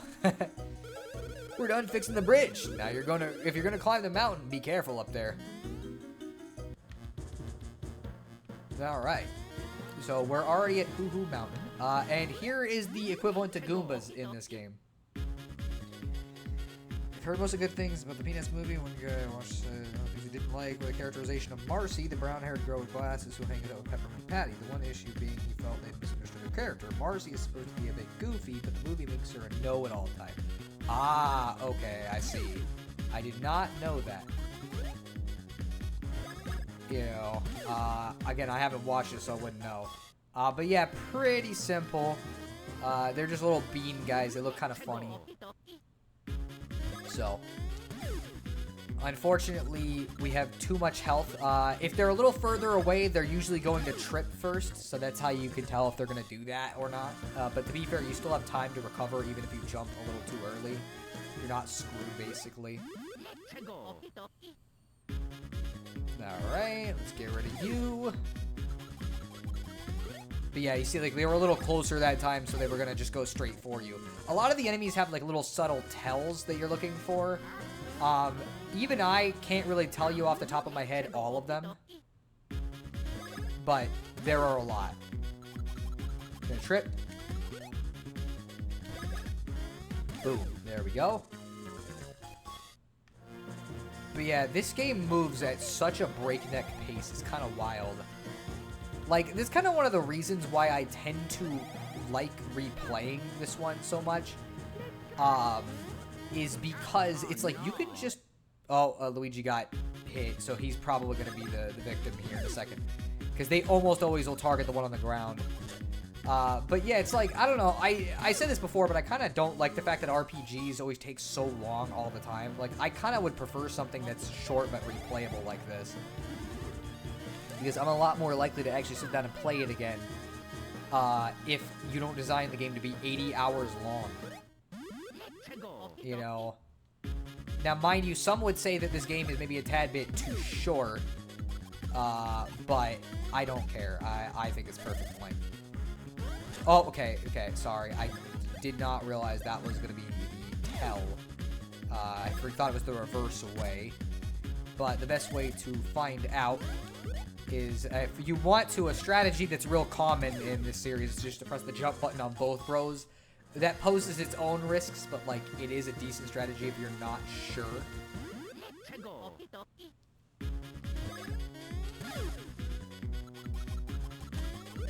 Boom, there we go. But yeah, the fights will get a little longer than this. They're not all going to be like 3 seconds, don't worry. It's just, for now, they're pretty short because the enemies aren't very hard. It's going to be Mario. Because of the angle, you have to like actually wait another second for that one. It's kind of goofy, like when it's Mario. With Luigi, you want to jump right away when he's going to do that because it gets there faster. It's kind of an interesting little dichotomy because of the little sprite size difference. Not that it really matters much either way, I guess. Okay, we'll go this way. But yeah, this is also an RPG that plays around a lot more with the overworld portion of it. Which I find is not very common in RPGs. It's like, I don't know what the deal is exactly, but it just seems like most RPGs are kind of allergic to making the overworld part of the game have like anything interesting in it. They just want you to walk from place to place and that's it. Mind you, this is something that I myself am like kind of struggling with. Like I'm having to find interesting things for the player to do in the overworld, because unless you do a system like this, you can't do that much, but a system like this is obviously really complex to do for your first game, so... You know. Oh, okay, another level up. Boy, we're level 1 up quick. Okay. We're gonna up power again. Okay, just one. I guess. It is what it is. Again, the game's not hard, even if I don't get, like, even more from it. That being said, I am shocked by how poorly the roulette is treating me this time. Because last time I played this, it was like, I honestly felt like it was kind of dumb how good I was getting it. Like, I was basically wrecking everything in my way. Whereas this time, I guess this is more akin to what a normal playthrough would probably be like.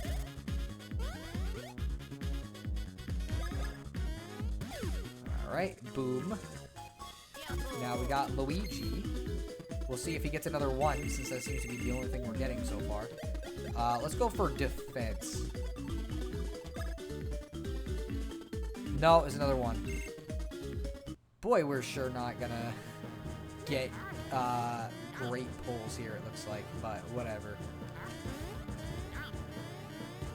Alright, and I don't think there's anything this way, because this just leads to the wall, but it does show you a little X again. There's lots of those, which you can do something with them later, but on this visit, we can't do anything. We don't have the ability necessary to do anything for it. Alright.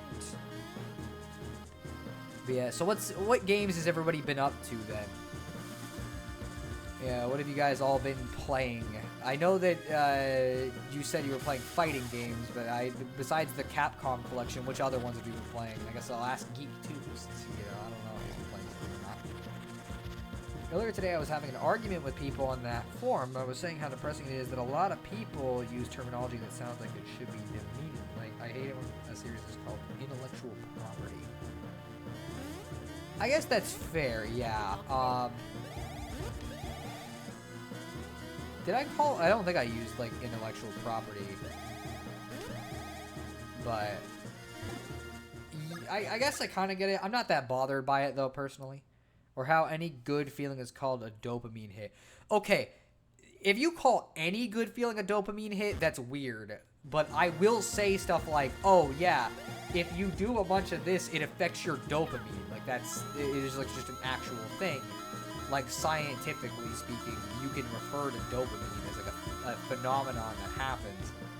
I think you were the one who kind of took issue with the mention of dopamine because it's just a chemical in your brain, but, like, I don't think it's that weird because it doesn't matter what it is. It's, like, the meaning you ascribe to it is what actually matters in that regard. That being said, it's like studies have been shown. Actually, have they been shown? I guess I can't prove that because I haven't read any of these studies. I've just seen them get mentioned in articles. But it's like, yeah, when you do very specific kinds of things that affect your dopamine levels, it can affect your motivation.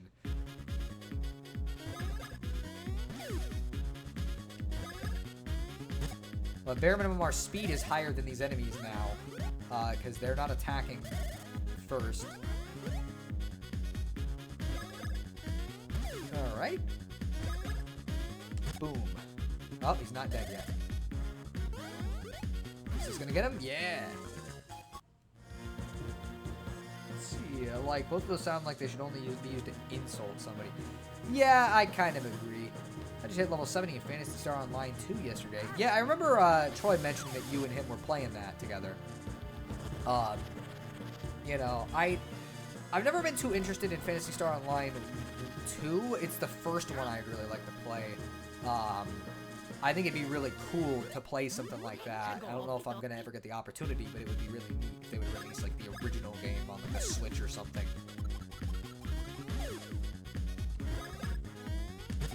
Then I can try to rope Jispy into playing Phantasy Star Online with me, since he's the one most likely to want to play the first one with me.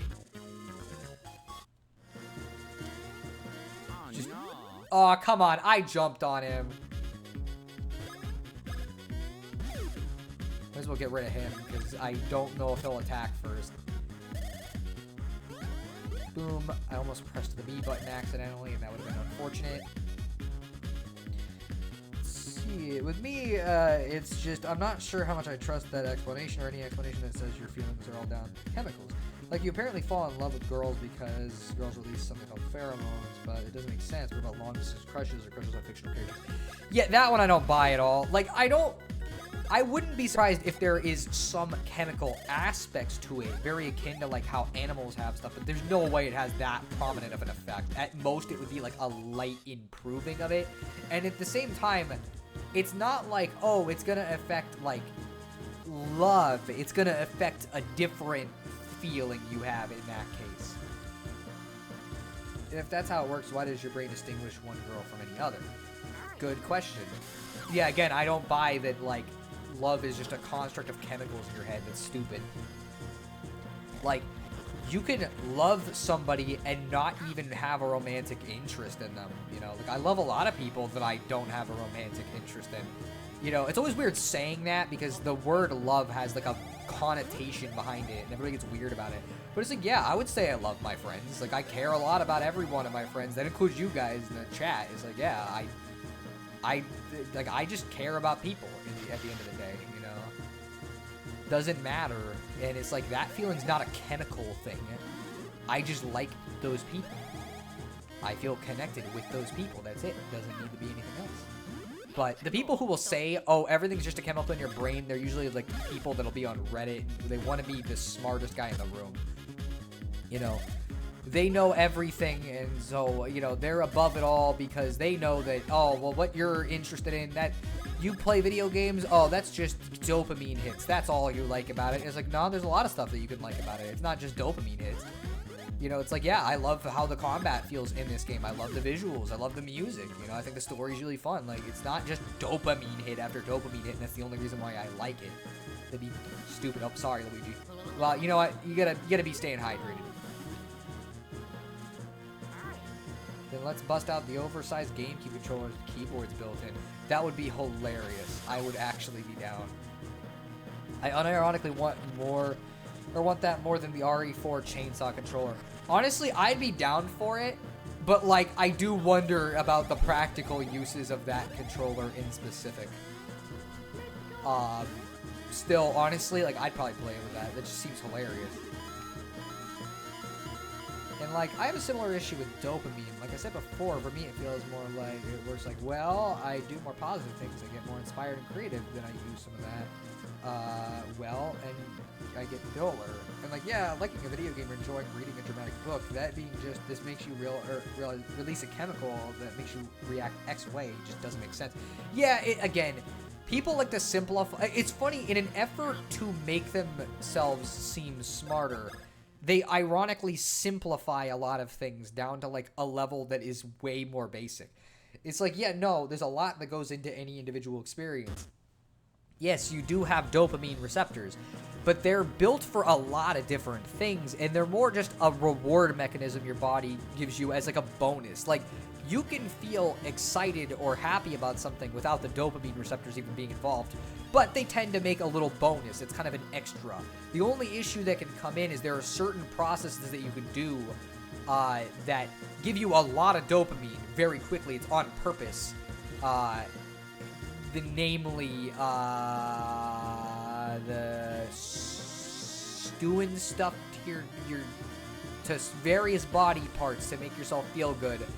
Those are known to release immense amount of dopamine because we're encouraged to, procreate. It's a thing we need to do as a species. So it's like we were designed with that innate desire, but when you do it to yourself over and over, you basically kill your motivation. It's like, this is a well-known thing, and the funny thing is, you won't see it discussed as often online, or you'll always see people try to discredit it as quickly as they can, not with any proof, but just because they don't like how that sounds, because they want to stay doing it. But like, no, it is pretty well known that that process messes you up bad.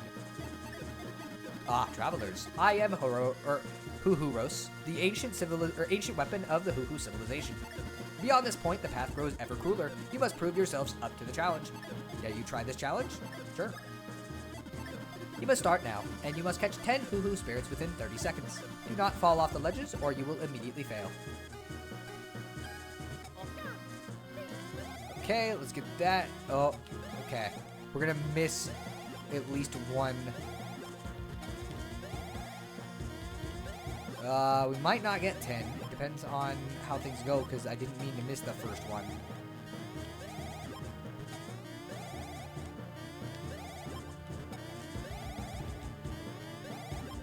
It'd be nice if it would give me, like, one close, but it's not.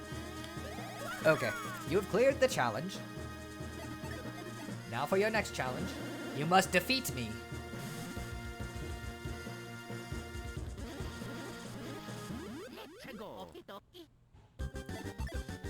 Let us begin. Alright, let's see. So wait, do you actually have the first Phantasy Star Online? No, I don't. I guess I could buy it for the GameCube. The only issue is, like, I don't have my GameCube. I don't know where it went. It was in a box, and I just I haven't found it. I don't know, like, where I put it, but it's gone. Like, the system is just gone entirely. It's weird. I don't think anybody stole it. So it's like, it's just weird. Seeing you walk Mario and Luigi in circles, I was like, did I say I didn't like the characters again? Will you be shocked if I ever remember that particular... Yeah, I do remember the Undertale stream, and I'm surprised you remember it. But yeah, the walking in circles around the fountain stream, where we were debating about Undertale. Now Mario and Luigi want to puke. They might, yeah. If you bought it on Cube, you can emulate it, and we can probably just play it online via Dolphin. I guess we could do that, yeah. I don't have a huge issue with that.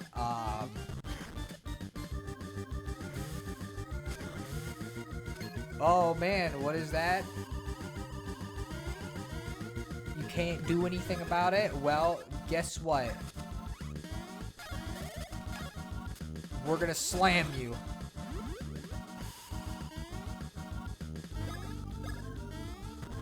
Gonna do that real quick. Alright. Gonna do you again. And I should be able to use Luigi's attack too. Boom. But yeah, you could probably tell the puzzle with this from what I've been doing so far. It's just, hey, make sure you get rid of the other block before he goes under it. Otherwise, you're gonna waste a turn.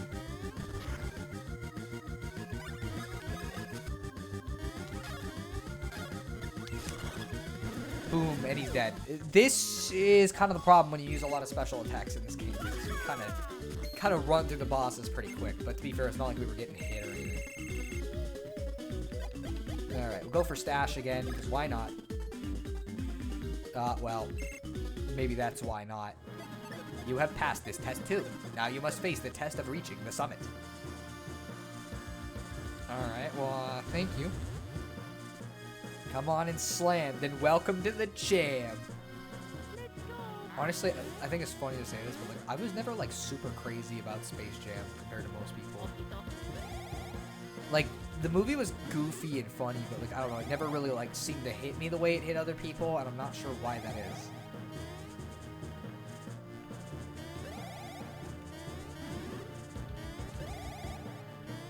Let's see, you say he doesn't have a problem with emulating, or wait. I have no idea if I have to think about it, because I don't necessarily have an issue with it, guaranteed, but, you know, I'll think about it. Duo won't have a problem if he owns the actual game, and I already own the actual game on Dreamcast, but whatever, and I would like to actually play it online. See, if we both own it, then it's like, yeah, it might not be as big of an issue, since the only time I start getting weird is if I don't own games or whatever. I haven't seen Space Jam since I was a kid. Yeah, I don't know. Just never been super into it. You know, a lot of people love it, but like, I don't know, for me, it's just kind of the goofy movie with Bugs Bunny playing basketball. Also, those endings were from Super Mario World and don't appear very frequently.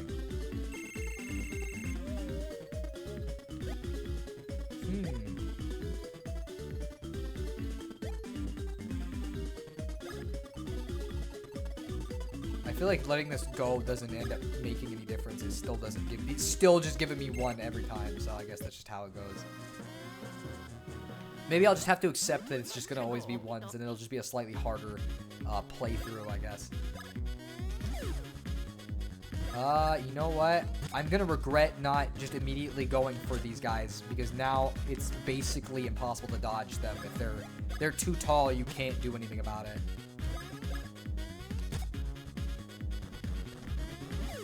Okay. There we go. Might use a mushroom here in a second, since it's like, you know, we do have plenty of them, and I sure haven't been using them at all. Okay. Let's go up here. Okay, this one, well here, let me go this way first. Okay, no, I know what that's for. The only thing that's kind of weird is getting this thing. It's kind of, I guess maybe I should do it the other way, since I think I can do it on my way over. Since I'm gonna have to come back up here anyways. Let's see, Space Jam for me is just one of those movies I remember being a thing. Yeah, that's kind of about my feelings on it. Also, I recall it having a lot of jokes that even as a kid I remember feeling kind of out of character for the Looney Tunes. I don't know which jokes specifically those are, but I guess like I wouldn't know what's out of place with the Looney Tunes in general. Also, I have no idea what the connection is between these gyroids and forming a tornado. You know? Not sure where the those two interconnect and intersect, but I guess they do. Okay. Okay. Problem with depth in a 2D game. Okay, so I can't even make it there. Let's just go up. I always have a little trouble in this game reading where things are at in proximity to me, just because it's a 2D game. Oh, okay. I don't think anybody's gonna care if I do this, because it's not like I'm cheating as in, oh, I'm making the game easier on myself. It's literally just, let's waste a little less time. Because otherwise, I'm just gonna keep messing up the Where is this? Am I going nuts?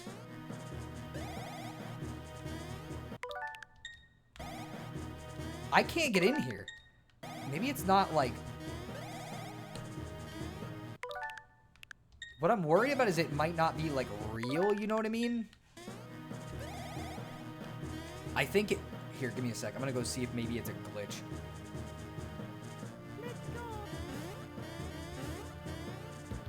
Oh, yeah, the tornado just seems whack. Yeah, I've never had this much trouble with this one, though. That's what's kind of weird about it, is, like... I don't know, I feel like it has to be a glitch.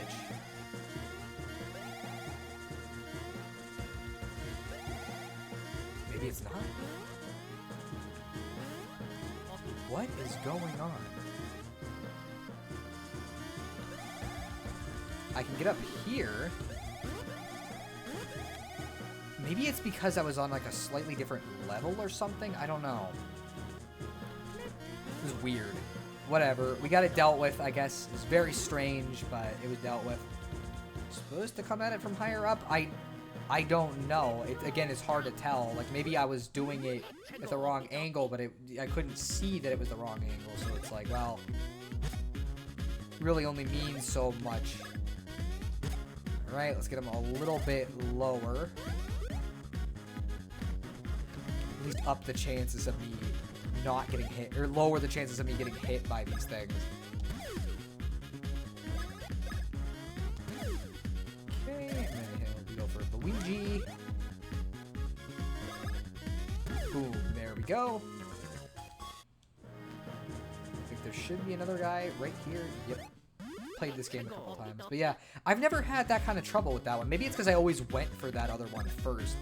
So maybe that was the problem, is like I always went for the block or something, but... Oh, well, okay, I guess sometimes you gotta take damage. Get out of here. Okay. If I remember correctly, we're getting pretty close to the summit now, which is funny because, like, this game just moves super quickly. Okay, cool. You didn't do anything weird with perspective to me. You just let me go. I appreciate it. Let me see. I'm just checking. Okay. So we haven't even been going for 2 hours. Wow. We're moving.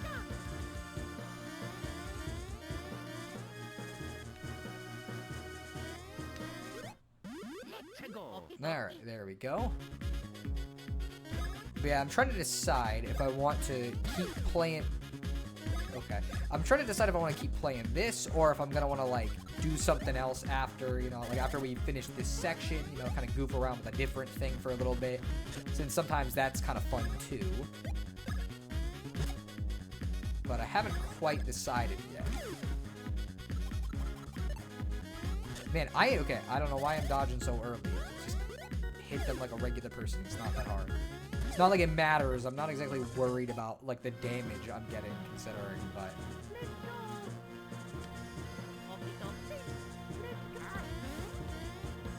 I think going down this way is just going to bring me back this way. There's really not much of value this way.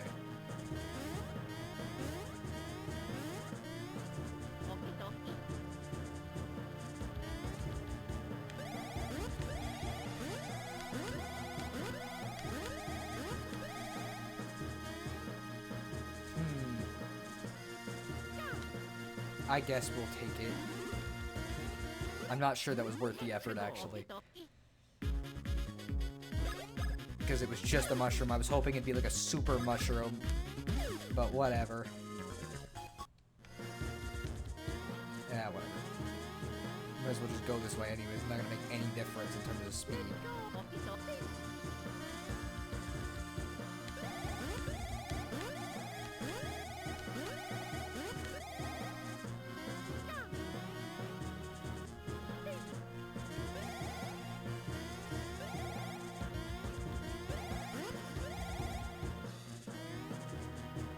Oh. Nah, we're gonna do this. Okay, yeah. So that's what was happening earlier, I guess, is... we were just slightly off of the elevation we needed to be at for it, which I guess is what was going on.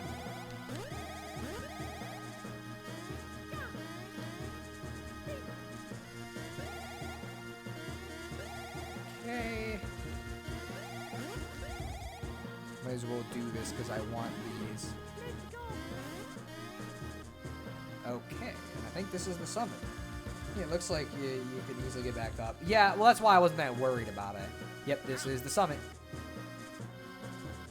And we can use this little telescope here to see the Bean Kingdom itself in all of its pixelated glory.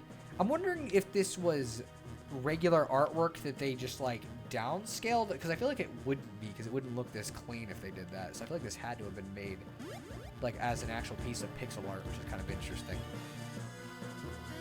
Alright, let's save the game.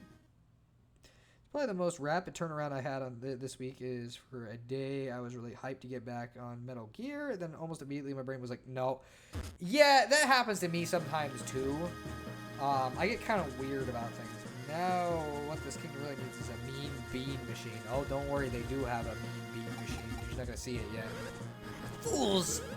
What are you kicking that for? That's a really rare stone. It's called a hoo-hoo block. And I'll tell you, anyone who tries to kick a hoo-hoo block down the mountain is a thief in my book. Huh? My name? Oh, right. I'm called Bablanadon. Was it? The townsfolk are all worried about me. Really? But I didn't mean to make them worry. See, what happened is this. I saw Prince Peasley and followed him up here. And then I saw this huge egg had appeared. I was so shocked. I was speechless, which is rare. So anyways, I've just been here keeping this poor egg warm ever since. Yep, that's the deal. I think something will hatch out of it pretty soon. That's what happens with eggs. Oh, it's here. It's time. Oh, wow. It's about to hatch. I can't wait, or can't take the suspense. I think the noise speaks for itself. I was going to make it like a noise,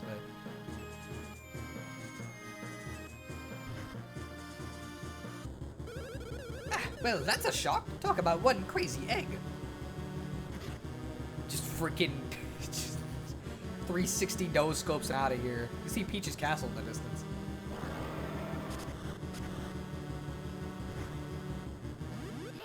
And it's time for a boss. Also, I kind of have trouble with this one because the perspective is kind of weird. Yeah, so something I don't like about this game is you could tell it was their first game, in that when things get weird in elevation, dodging them feels kind of impossible. Like, right now, I can dodge these. But, like, before that, I'm not even sure it was possible to dodge it.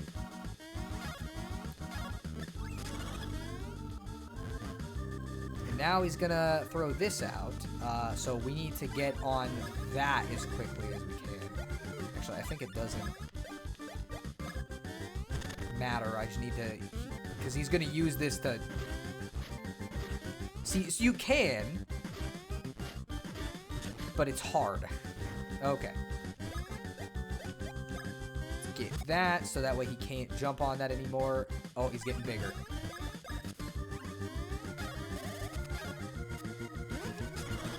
Oh, okay, he's dead. Never mind. That was the whole fight. And we're level 8.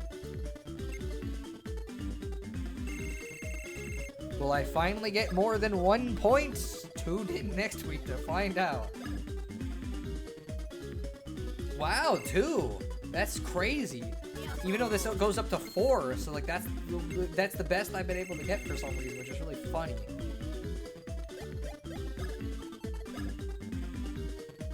Okay, 3. Wow. Okay, there we go. Let's see, yeah, and I especially got to thinking about what I should play when I get back to streaming, because I thought of switching to Metal Gear Solid, but it occurred to me I rarely ever play games from when I was actually a kid, which I got into MGS in 2010, so... That's true, I guess. You don't really play a lot of games from when you were a kid. You just tend to pick, like, random stuff. Although, with how my life has been, the question of whether I'll get back to streaming at all is up in the air.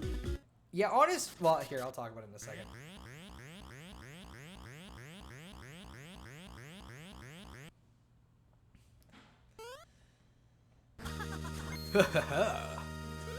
Cheers to your mustaches. This incredibly dazzling man is none other than Prince Peasley. What happened to you? Well, I suppose you could call it a bit of an accident. As I was investigating events throughout the country for this top-secret mission I'm on, I suddenly encountered Cacletta and her vile underling, Fawful, here on this mountain. But by the time I realized who the fiends were, it was too late. They transformed me into that and shut me inside the egg. Is that so? Princess Peach's voice has been stolen. I wouldn't worry about Princess Peach. I'm quite sure she'll be fine. At any rate, we should chase after Cackletta. I want you to visit Queen Bean in Bean Bean Castle once you climb down the mountain. It may be that Cackletta's next target is in Bean Bean Castle. I bet my life on it. Oh, here's a gift from me. Autographed, of course.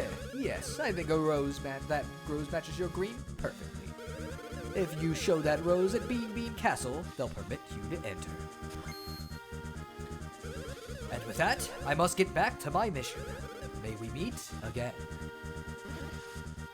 I love how every time he flips his hair, the whole screen has to turn white.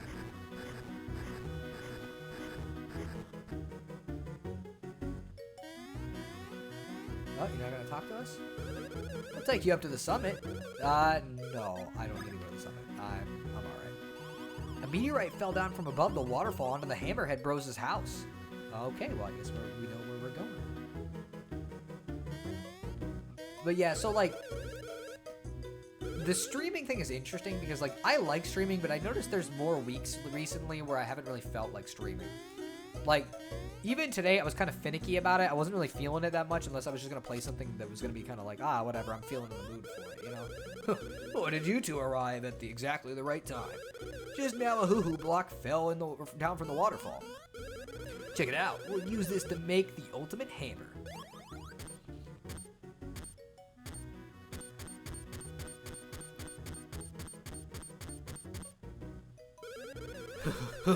Man, it feels so great to be making hammers again after such a long break. In fact, it feels so darn great that we went ahead and made you guys 2 hammers. Look at that craftsmanship. Pow! Now you're playing with power. Yeah, you got that right.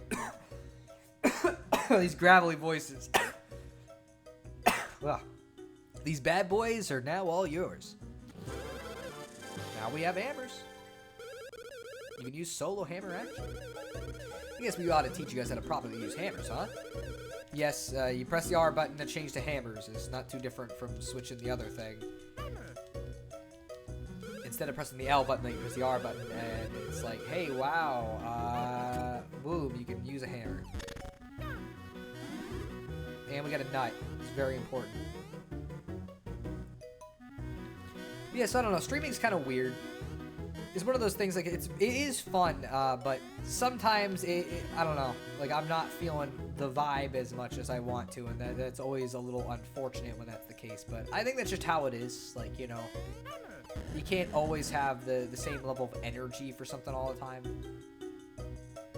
Here, let's go back up there. Alright, got that in.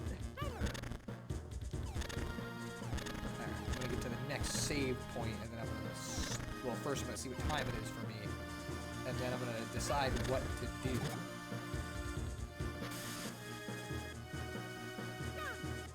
Because I don't mind necessarily continuing, but this is one of those games I tend to only play for a couple hours since it's very, like, action-packed. There's a lot going on, and the pace is so fast that it's kind of like, I feel like you need a breather, because it's like, everything we've done has been in less than 2 hours, to put that in perspective. Like, in most games, like in Paper Mario, like, we wouldn't even be close to the end of Chapter 1 yet.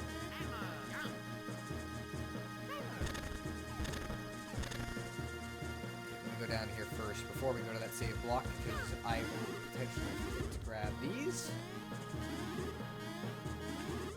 Plus, as I did say before, I'm not 100% sure necessarily if this is... Here, give me a second. I want to see what's down here. Because this might just bring me back to the... Okay, never mind. Wait, can I get up the other way then? Give me a second. No. But yeah, so I don't know. Let's go save the game.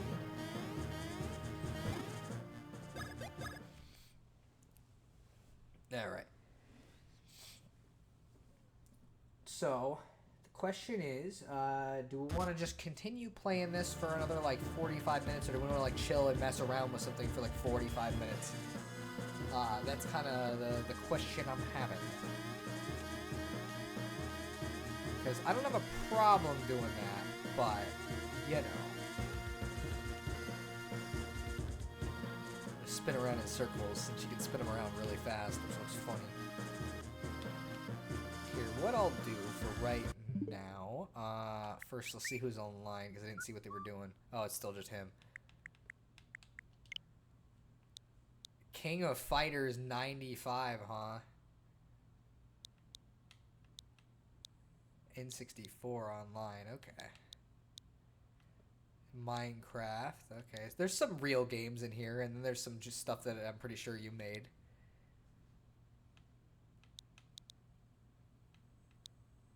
Mainly like this, Ray's Arcade Chronology. Yeah, that's something you probably made. Cyberlip, oh yeah, definitely. Let's see, did you say you spin me right round, baby, right round? I don't think I did say that.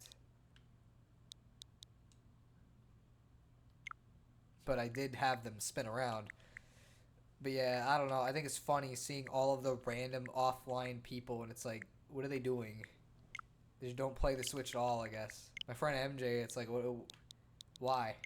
He used to be like the biggest Nintendo fan, and now he just plays stuff like League of Legends and stuff. It's like, ah, man. Let's see, Ray Z Chronology is a weird named compilation of 3 shoot-em-ups, Ray Force, Ray Storm, and Ray Crisis. I've never heard of any of those.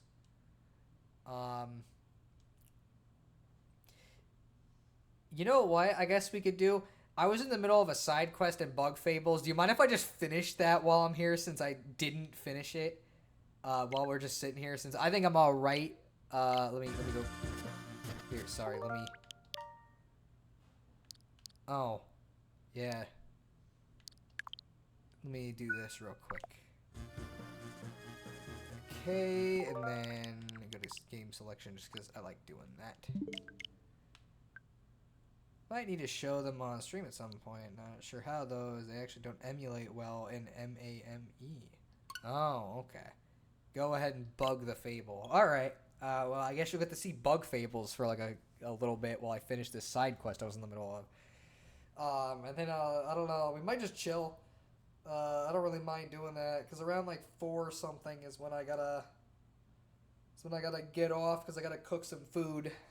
Which is 3:15, 3:16 right now, so it's like, you know. But yeah, this is a pretty good game. I didn't feel that way at first, but at this point, it is pretty good. This is where I'm at, so I've been playing it for a hot minute. This is the team. You got V, she's a B. She's got a little boomerang thing. Also, why didn't I pick that up before? This is Kabu, he's a beetle guy, mainly about, like, damage dealing, and then this is Leaf, he's a mage, he can use ice power and shield and weird stuff. This ladybug thing is just an NPC that's following us, because I'm pretty sure they told me to go in here, because their friend was doing some goofy stuff, which I didn't even know you could get back into here. How do I get that one? Maybe I need to use the boomerang. But yeah, most of the enemies here, this is literally, like, the first area in the game. Get across this then, I guess, is the question. Because I don't see a good way to do that, and I don't really have an ability that's gonna let me do that, and I really like that crystal berry since they're useful, but they don't have any droplets or anything, so I hope this is actually, you know what I could probably do is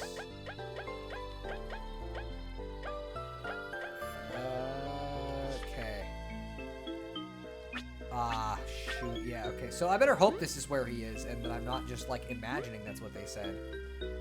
Because that would suck otherwise, and I guess we'll just be walking through a little cave. But yeah, most of the enemies, they're gonna die to me in one hit, because I have a badge enabled, so I don't have to fight the random baby enemies that are not gonna do anything. What is this way?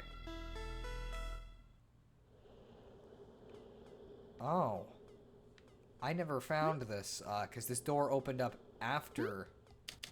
There's a hole. Something could fit in here. Okay, it's not going to be the card. Oh, that was where it went to? This was not the side quest. This is just something else. The game wasn't even telling me to go back here. Oh, okay, I guess I'm voice acting cutscenes, even though literally you don't know any of the context. Neo was right. This place must hold clues to your past, Leaf. I'm not going to read his weird dialogue he gets when there's magical artifacts nearby. Yep, ready to go, and just ignores what he said. Is that a yes? Oi, isn't this lasting way too long? Sorry, you're not wrong. The place is intense. Let's prepare properly. A place like they're this well guarded must have its own set of dangers. Hopefully a treasure or two, too. What matters is finally finding our answers. So yeah, I guess to give a little backstory, Leaf, the mage guy, we found him in this cave. He has, like, very few memories of any of his past, but also, like, he's from hundreds of years in the past, and we don't know why he's still alive. And so, yeah, that's kind of what this is related to. Now I'm kind of wondering if I should just save the game and do this later, because this feels weird to do on stream. I went to Best Buy to get my sis a new laptop. Wound up picking up a copy of Metroid Prime Remaster on a whim. Oh, that's a good game. I like it a lot. I'm starting to worry. Oh, okay, well, somebody's making noise. Who the heck are you? I guess they speak the same language. What the heck? A bee and a beetle in this place. They look eerily similar to us. They're talking, but I don't know what they're saying. Leaf, you get them? That language, is it... They won't listen. Ready up. But yeah, I hope you enjoy Metroid Prime. It's pretty good. Okay, so... what I'm gonna do... Let's use Spy first, because I need to see how much health these things have. Because I don't know if I just jumped into something way harder than I expected. Whoa! Why are there bees in here? This is awful. Ugh, Leaf, can you use your ice magic on them? Let's spy him too. What a tragedy to see a fellow beetle befall this fate. Its carapace is absurdly tough. Leaf, support me as I strike it. So yeah, the way combat works in this, you might see some similarities to another... Oh, okay, so we cannot freeze them, I guess, because neither of them were frozen. And they do lots of damage. Oh, no, I messed up! I messed up guarding. Although they're mad now, so that's going to do extra damage, which is good. Here, what I'm going to do... Let's see, I'm trying to, like, figure out the best strategy for this. So, we should probably do this, and then have V use the boomerang attack. Because that guy doesn't have defense. And then... That'll... Because the way this works, basically, is people in the back can do... They do less damage, but they're less likely to get attacked as well. I don't know... I might be about to take more damage. Oh, I did it early again. Ooh, these guys are actually really tough. I might actually have to, like, go back and heal now because I did not expect to mess that up twice in a row. Who was that? The MGS Trilogy or Luigi's Mansion 2 HD? They already had Luigi's Mansion 2 HD in the store? That hasn't come out yet, geek. This is wrong. It feels way wrong. What could this mean? Why can we understand them? Don't jump to any conclusions. We must delve deeper and find the truth. Right, let's move on. What happened to the super huge gap? Even if I carried here, I doubt we'd make it. We have an idea. Oh, this is just a new traversal ability. Nice. Is it safe? They'll probably melt out. We'll have to be quick. Not a problem. Okay. This is like a whole optional ability I just found for going in an optional side quest. Really? But it was on the shelf. Yeah, it's not out yet. It doesn't come out for a week. Okay, I'm going to go back and heal because that... Unless the game healed me. No, it did not. Look, we're going to go back and heal. I guess so we'll walk back through here. Because... I'm unsure... Well, I guess... I don't know. I think it's just because I messed up the inputs a couple times. Like, normally you wouldn't mess up all of those inputs, but... I could also change my badges around. Sorry, ladybug person that I was supposed to be doing a side quest for, that we're getting distracted. I might look up to make sure that's actually what it's wanting me to do. The sucky part is I have to walk all the way back now to get this, oh, give me those. Money. Yeah, then what did I see? Luigi's Mansion 2 HD. What I'm saying is they released it early for you. Like, it's in your Walmart early. These are not very good. Get out of here. You know what? I could probably... Oh, wait, not that. I could probably just be speeding through. I don't know why I'm wasting time.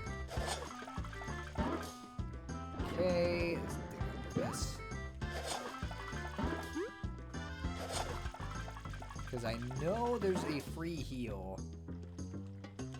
Boy, I do have to walk back a lot more than I realized for this. Hopefully the rest of the enemies in that area are not going to be akin to the difficulty of that boss fight. I know I can just use my healing items, but I'm not using them. If I'm this close to the area where I can just get a free heal, I'm not going to do that. I'd rather waste a couple of minutes. Oh, it's not a free heal anymore, I guess. It was a free heal before this, but I'll use the inn, whatever. It's a 9-berry heal. Still better than wasting my items. Come on. Stores sometimes do that, put games on the shelf early. Yeah, I know, and that's the thing is like, man, you know, I mean, to be fair, with Luigi's Mansion 2 HD, like, I'm not necessarily like, oh, wait a minute. The crunchy leaf's gonna be less useful than that. I probably could cook that, but you know what, who cares? Since we're just messing around anyways, and I don't think anybody, like, I'm not planning to do a full stream series of bug fables right now. It's like, yeah, no, it doesn't matter. You guys literally are getting here, like, halfway into the game.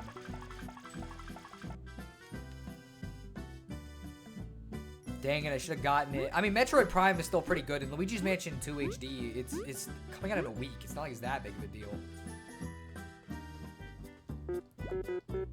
Alright, let's cook. No, don't waste my burly berry, even though I barely even use them and probably should use them. Okay, I gotta remember I have that.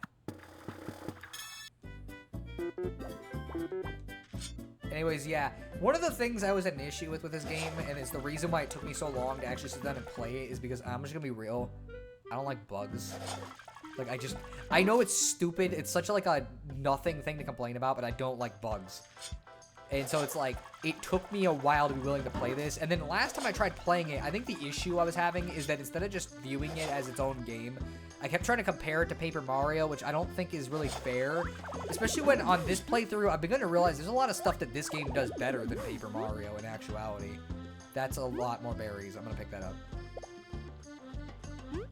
You know, it's like, the thing is that I wouldn't say this is better than, like, Paper Mario the Thousand Year Door, necessarily, but, like, this game is still really good and it has a lot of really good ideas with it. I've also found there's just a lot of, like, cool stuff to find.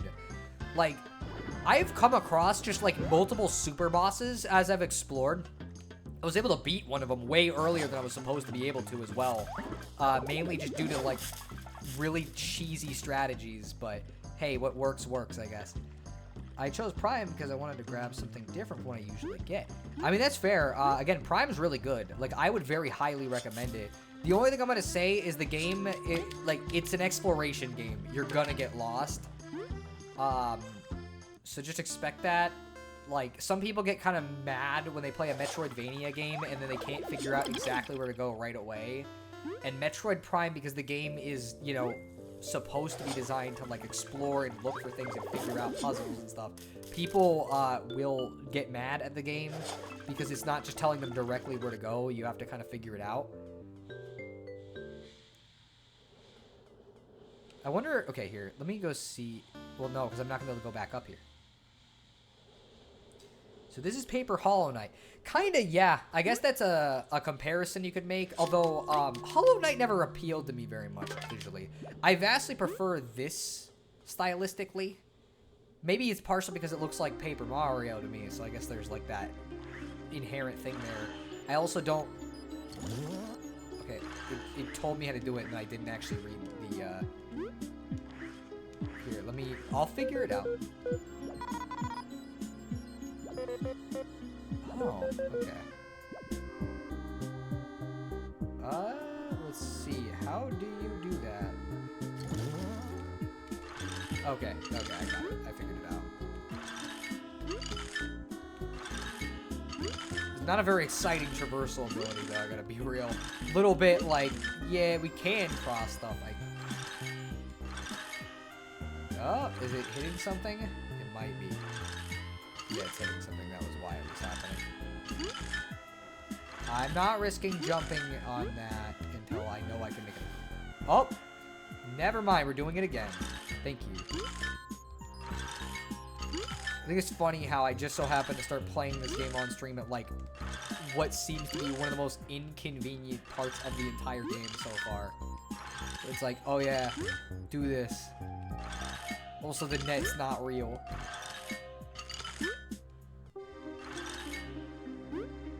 Okay, I was gonna say, you better not fall through this time. Let's see, but doesn't the original Prime actually have an option where the game does tell you where to go? It does tell you where to go, but it waits a little bit to tell you where to go. Okay, okay, okay. You're very big and kind of scary. I'm gonna be honest with you. Why is the music different? I'm kind of scared. This might be a, hey, go away, this is not where you're supposed to be kind of thing. Okay. How can such a big thing jump that high? Watch out, everyone. That's not a good sign. It's poisonous, too. Uh-oh. Okay, this is susceptible to ice, at least. The only problem is we're definitely gonna get hit by this if I don't do something. And I'm kinda... I'd rather get hit when I need to. Let's see, is it weak to ice or just... I might have just wasted that. No, okay, good. He is weak to ice. Because it sounded like he was weak to ice, but I wasn't sure. Let's see, I always disabled it, but it can be good if you get lost. That's true, but again, it's not as good as I think what most people are wanting. On the GameCube, the tell you where to go option is enabled by default. Yeah. Not surprising that it's enabled by default. Let's see, so I'm guessing what it wants me to do is...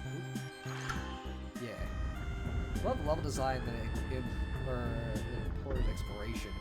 Yeah, I mean, I don't mind it myself. I'm just saying some people get kind of miffed with it. Okay. So I have no idea how big this section is about to be. This seems like a whole dungeon. Like, this is not a funny little thing. Let's see. These crystals store incredible amounts of data. We can study subjects even if they expire. Okay. I'm assuming he's talking about the save crystals. I didn't know they were going to actually have, like, any kind of lore importance. I thought they were just things. Okay, there's a couple different ways to go. This is a whole, like, area and a half. This isn't just, like, a little thing. I was like, oh, let's just do a little side quest real quick and then open up into, like, a whole dungeon. And it's like, yeah, maybe this wasn't my best choice. Okay, let's see.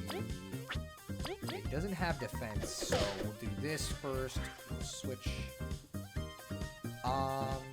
let's see, this 3-2. Okay, we can get rid of him on turn 1. Okay. Okay, susceptible to ice. So I think everything in here might be susceptible to ice, which is weird. Also, I have a badge on that lowers defense for Kabu, but makes everybody else mad at the enemy if anybody hits him. The badge is called Favorite One, and it's so funny to me that it's just like, yeah, they just like him. They're like, oh, that's my bro, and they just get angry.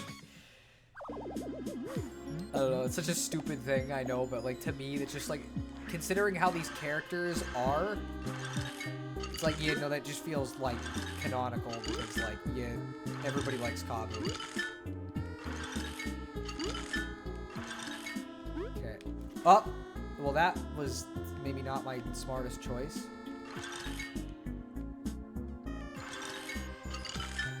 Okay. Sucks that I'm not gonna... Well, you know what? Let me see if I... What? Why did you break? Okay.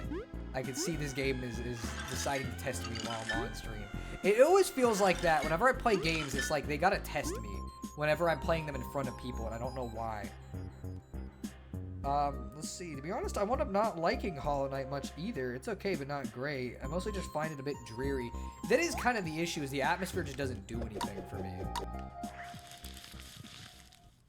You know? Ooh. Okay.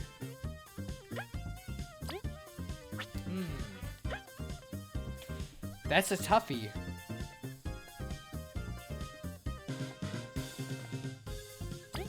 I guess what we should probably do is start taking down the ones at the front.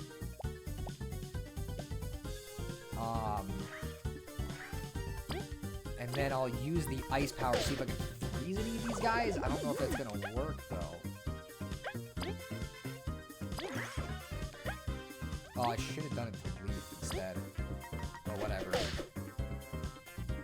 Okay. Let's do this. Okay, good. They're all susceptible to freeze, which is good. Okay, so...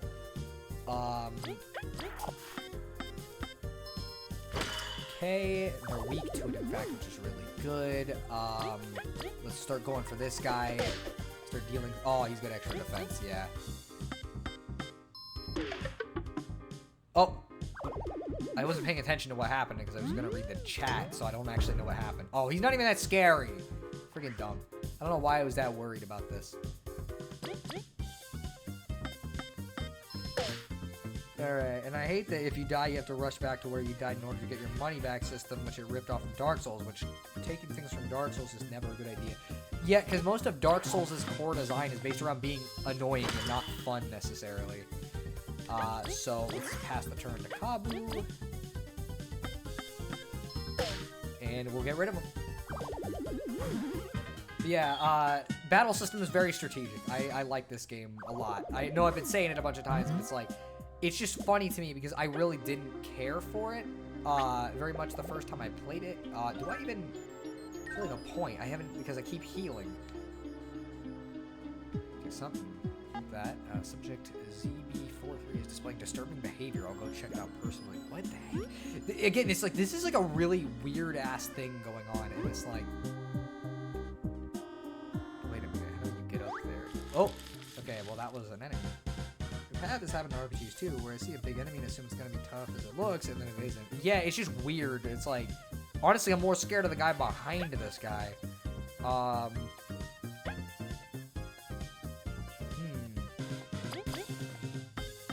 For right now, let's do some basic attacks because I don't really see a good way of dealing with this, and then we'll use Ice Fall again. Okay, froze at least that guy, which is good. Boom, there we go. Okay, so we should be able to get rid of this guy on this turn. Do 2 damage. And then we'll pass our turn to him, because he negates defense with this attack. Okay. Oh, I didn't think he would attack twice. That sucks. Okay, well, we'll put him in the back, and we're basically just gonna murk this guy now, because we have increased damage. And he gained HP back because he was asleep, so it's like, that's funny. Also, we're getting a lot of EXP in this area, implying the game does not normally want us to be here, which is really funny. I wonder, can we even put crystals in this? Oh, they moved down. Okay, give me a sec. I'm trying to figure out, like, what...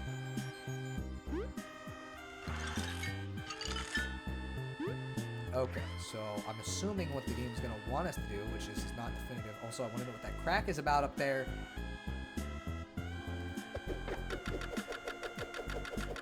Okay, that's a good question. What are we going to do about that? Okay. Oh, I fricked up. Okay. Okay, so I see what I was supposed to do originally. I messed up.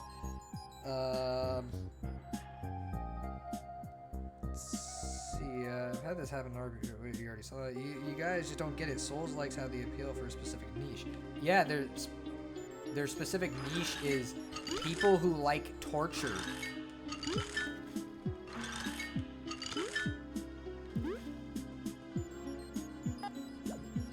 Okay, I do want to... Because I want to know if I can get up there, but I don't think I can jump up that. No, definitely not.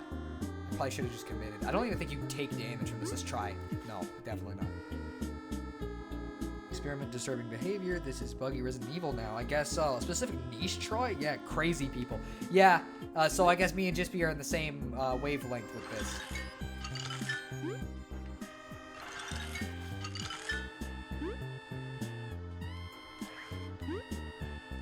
Okay, let's do this.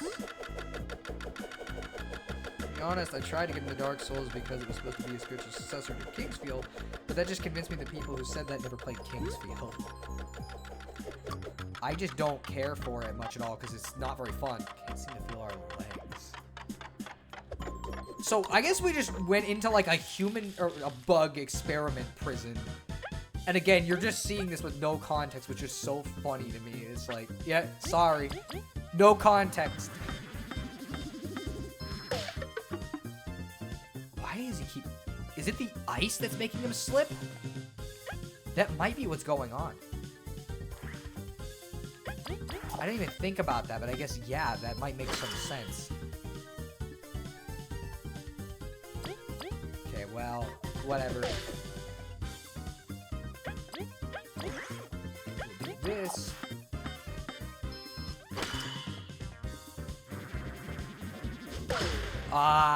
Took a full force attack, unfortunately.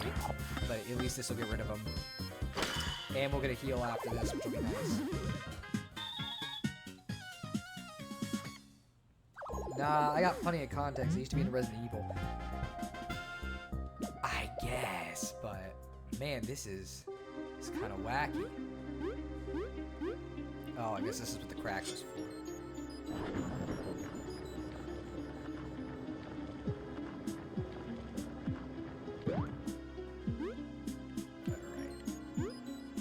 Again, I might need to just go back because it's like, this is a whole dungeon. I did not think we were going to be getting into this, and I don't have the time to finish the whole dungeon before. Well, I guess, I don't know, maybe I do? But, like, there's a lot to this dungeon. And I was just intending to do the Ladybug side quest. But also now I kind of want to continue because I'm interested in seeing where this is going. It's like, man...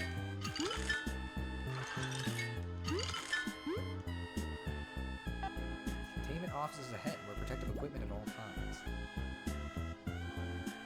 Oh, okay. Well, I can get a free heal here if I want, but I'm about to have a level up, so there's no point. Okay, so I might as well just go wild with like special attacks because there's literally nothing stopping me. Let's see. Here, let's do this.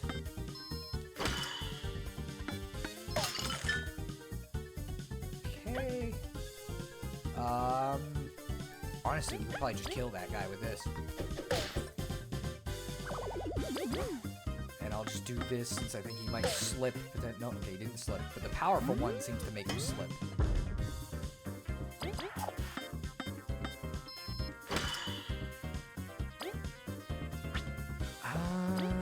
do this.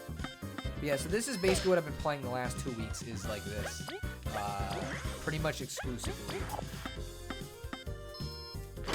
And to be fair, it's been a lot of fun, so I don't really mind. Okay, that does less damage to him for some reason. Boom, there we go. Also, just like Paper Mario, the strategy with level ups every time is literally just get more medal points.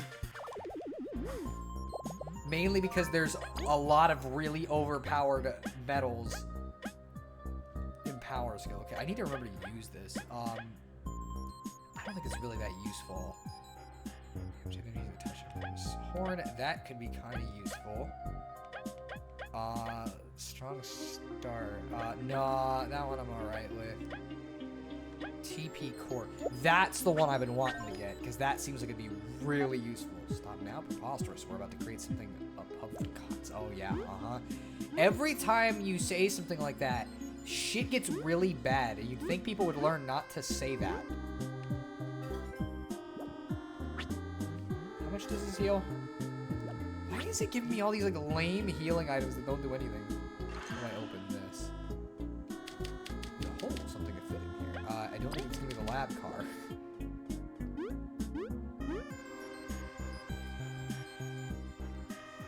Let's see, besides gaming, these last few weeks, my sleep schedule has been flip-floppy. I think the summer heat is a factor. Oh, okay. During the heat of the day, especially, I just want to sleep through it. It's funny, I don't really get particularly tired in the summer. Like, I don't know. It's never really been a thing for me. Okay, so there's something that's gotta be done with that.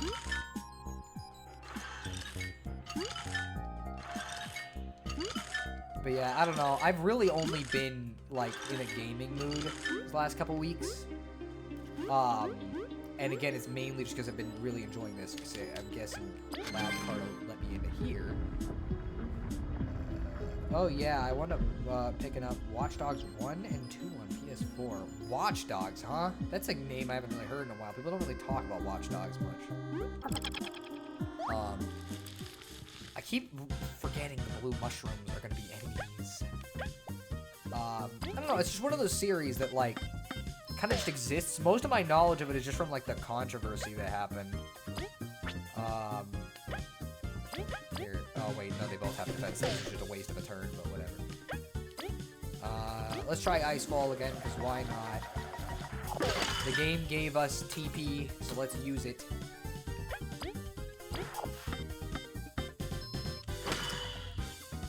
Okay. Yeah, we'll just get rid of this guy on this turn. Might as well. Oh, I forgot. This guy is really dangerous!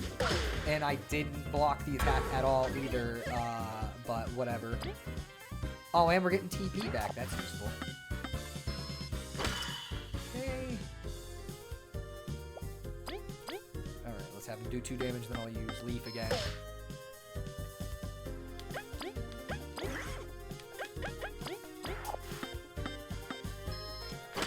Boom, there you go.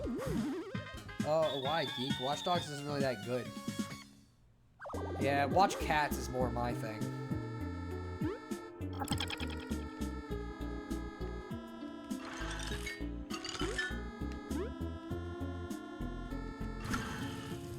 Okay, I see.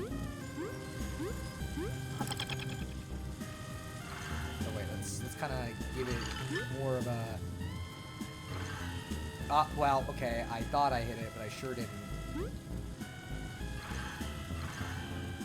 Let's try it again. Okay, I might have actually made this too high. Oh, well, oh, whoops, that's not what I meant to do.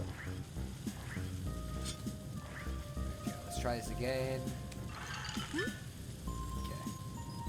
Okay, I gotta see if I can get this, because I'm still doing it a little high. Oh, okay, don't face that direction, Leaf, please. Not working. Oh, I'm dumb. That's the answer. Okay, I see. That's what the game was wanting me to do instead. It's not anything stellar, but it's fun for what it is. Plus, it was on sale for $15. I mean, I guess that's fair. Oh, I gotta turn it on again. That's fine. I don't know. Watch Dogs never seemed like my kind of thing, I'm gonna be honest. I'm more of a platformer RPG guy, I guess. It's my genre preference. Okay.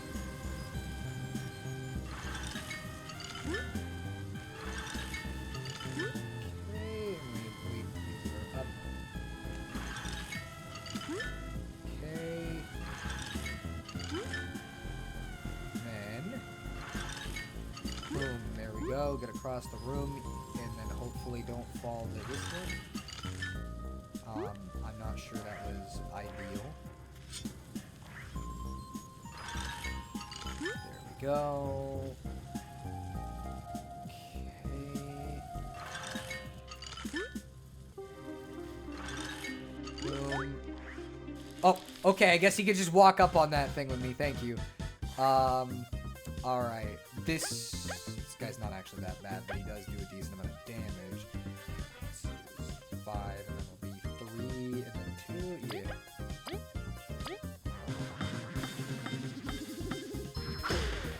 Okay, so we'll get rid of this guy, and that way we don't have to worry too much about the other guy. Because he didn't do much.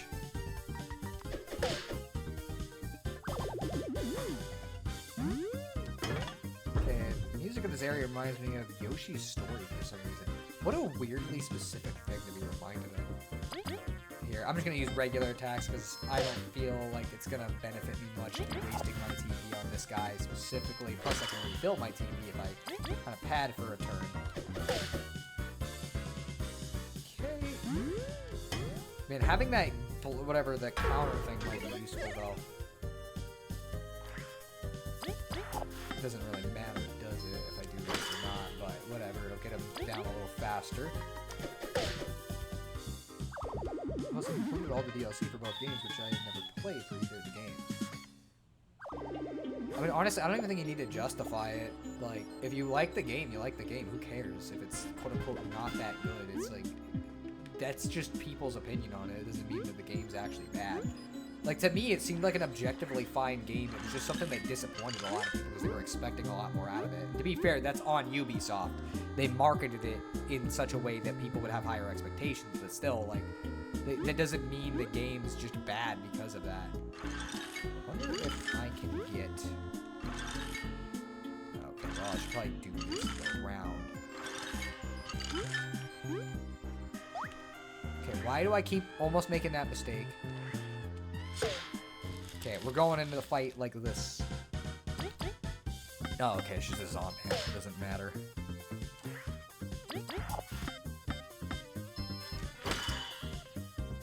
Okay. I guess I probably could have done this more strategically, but whatever. Who cares? Not gonna make any difference either way. I could do a little less damage, or a little more damage to him if I do it a little more strategically, but it's not gonna make any difference. Especially because that guy didn't even do any damage, so it's like... Okay, Kabu hit him, so his defense is completely negated.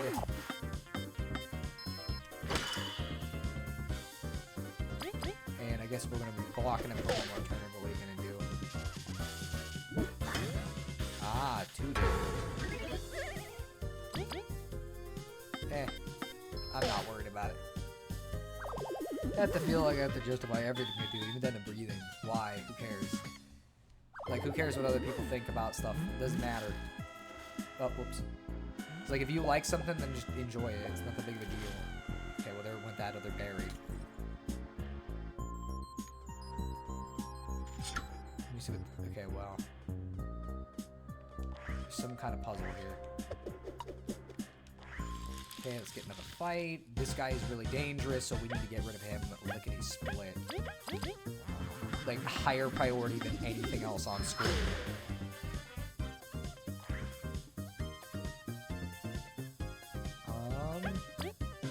Here, I think we should be able to do... Oh, just 3, okay.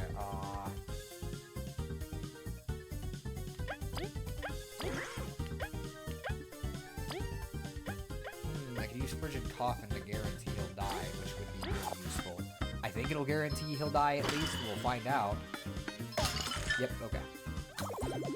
And now I can just pass it to this, and we'll just, I guess, deal 1 damage to him. Oh! I didn't realize there was going to be an attack like this. Okay. Also, they're going to be powered up now because they hit Kabu, so that's kind of funny. Yeah, let's go. I have to dip because my phone's about to die. Alright, see you later, geek. By the way, dude, actually at this point the game is slightly louder than you, really. Okay, I'll turn it down for you guys then. Here, I'm gonna use this to pad for more TP.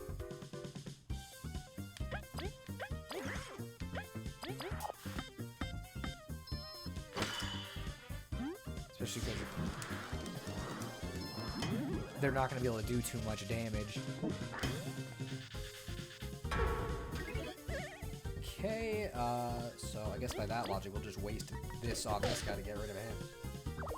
And then we'll use this to do 4 or 5 damage. I don't remember which 5. And then But yeah, I think that should change the volume a little bit, at least.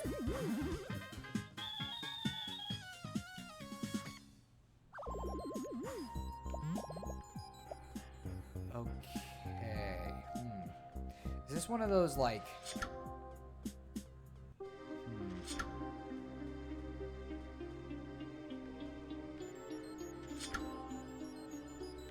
Weird. Okay, I'm trying to figure out, like, how this works. Maybe that was what it wanted me to do? That wasn't really purposeful, but if it works, oh, no, I don't think it did. Give me a second. The test subject damaged the power core, so we've got to rely on the backup generator. Make sure to direct the power to the pipes. Oh, okay, I see.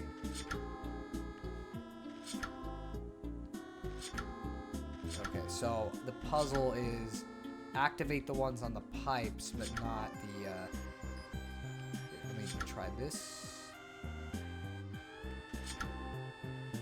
Okay, let me see what this does. Oof, okay, let's see. It's one of these kinds of puzzles. I'm not super great at them.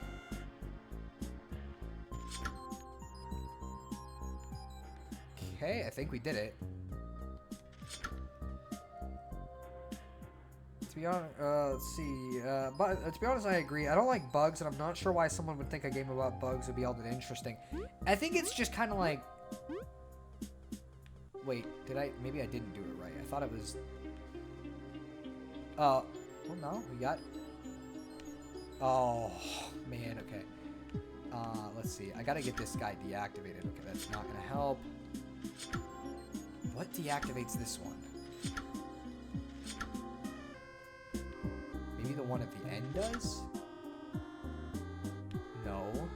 I gotta get that one deactivated. I thought I had solved it, but I didn't. Okay, here. Because this literally just does that. And normally... Oh, okay, okay.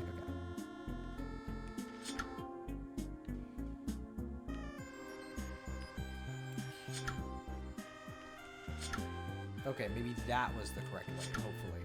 There we go. Although there's a lot of things that turn me off by seemingly hyper-specific in who it's aimed at.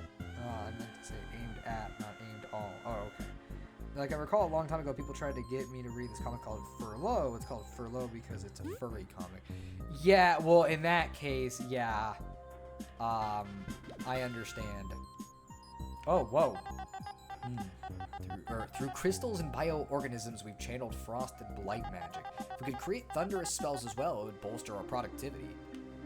Okay, we might have actually missed lore then. There might have been another one of those and I didn't even see it. Which would really suck.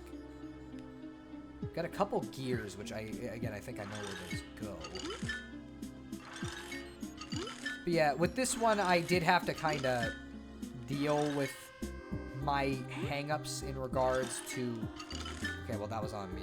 My hang-ups in regards to it being about bugs, but, like, honestly, the game is really good. So, did I get another key card? No, I got a couple gears, though.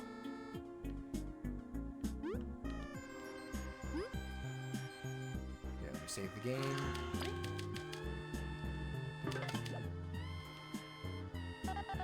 Even though these crystals preserve data, that is not true immortality, is it? We can't latch on to the sapling anymore. We must find a way to become eternal on our own. This never goes well. How many times do these goober people, scientists, need to find out you cannot do these kind of things? They don't work. Okay, man, it's like highly precise where you're gonna be for this. Okay, but I guess I can form one on top of the terrain. That's fine, whatever, it works. As long as it gets me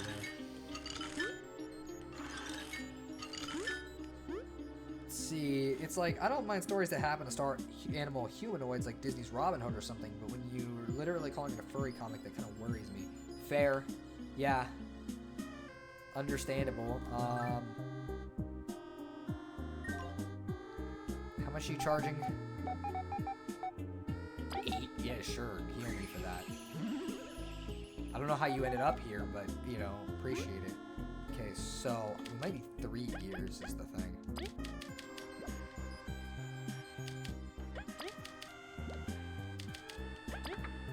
Okay.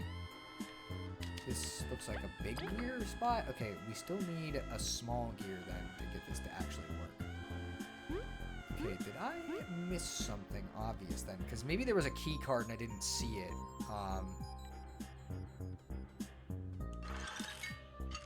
It would make most logical sense that it'd be back here and I just didn't see something I was supposed to be paying attention to.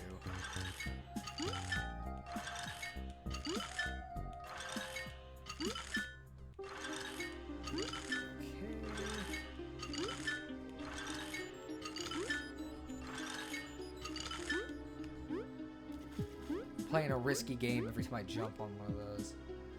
Let's see. Well, I mean, every scientist who finds it out ends up dying, so I guess you could say they never got a chance to pass on their message. I guess so. Yeah, I don't think there was going to be a key card this way, though. So I guess we're doing the puzzle again.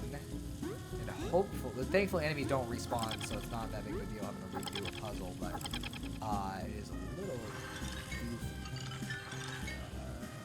Okay, well that was not my intention. I did it a little too early.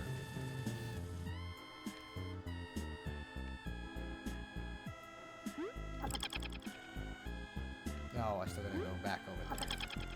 'Cause for some reason, I feel like it'd be nicer if the room kept things the way they were when I was last in there, but whatever.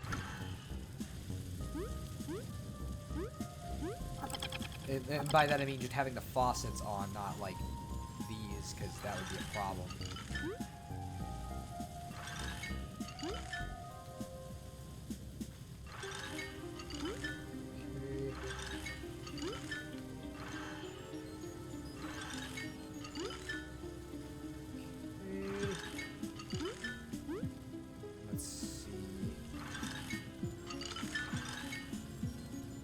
I missed both, but the first one would have been bad if I didn't miss it. Okay, well, Oh! Alright, thank you, Kabu. Really appreciated that. Really needed that. Okay, let's see. I'm not great at timing these kinds of things. When there's like a delay to your thing, it worries me because I know that there's a good chance I mess it up. Okay, let's see. I think if there was a key card here, it'd be really obvious that there was a key card here.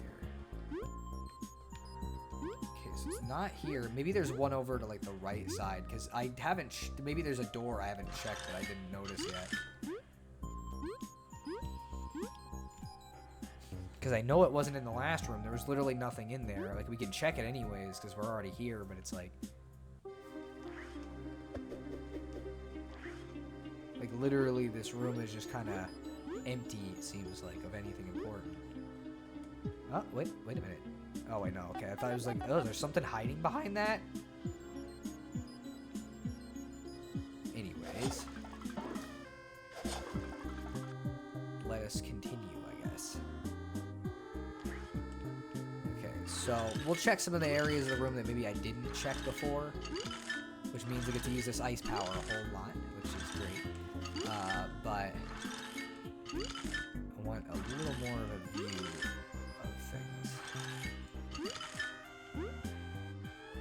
Okay. Because that's the place with the staircase. This is that area.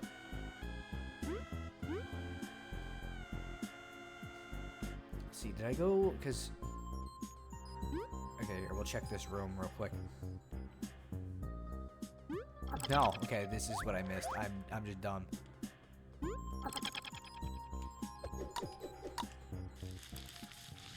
Alright. We'll just do this.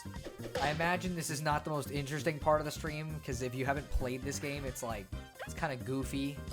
Just watching some random guy play a game you've never played before, and might not have even heard much about before, but it's just how it is.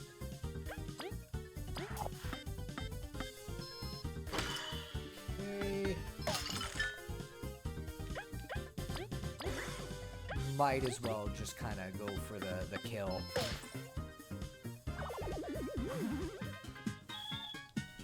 Especially because we almost got to level up again. Just try and, like, it's a prime talk opportunity. That's true. Just trying to think of what to say. That is sometimes the question. I guess, to be fair, I haven't really brought up... It's funny because, like, some of our conversations topics are always, like, super different. And it's, like, it leaves us in a really interesting place because it's, like, some of the stuff I'm interested in is not necessarily stuff you're interested in. You know what I mean? Which is kind of, it's just kind of funny to me.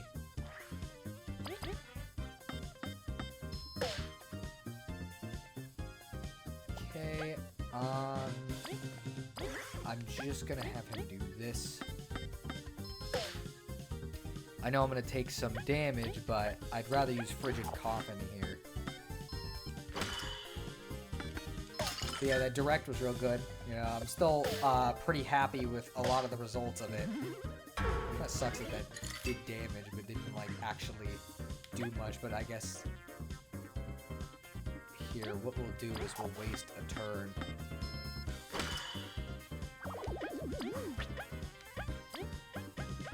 Okay, we'll waste a turn, get him healed up a little too, and get some extra TP. And then what we'll do is we'll start going after this guy. Fortunately, we're not going to kill him, so we're definitely taking a full power like hit from this. Man, I always do it just a little early. For some reason, my brain just panics the second it sees that attack. I think it's because I know it's going to do a lot of damage if it hits. Good thing he gives us a lot of EXP, and we're getting a free heal, so it doesn't even matter. But yeah, I don't know.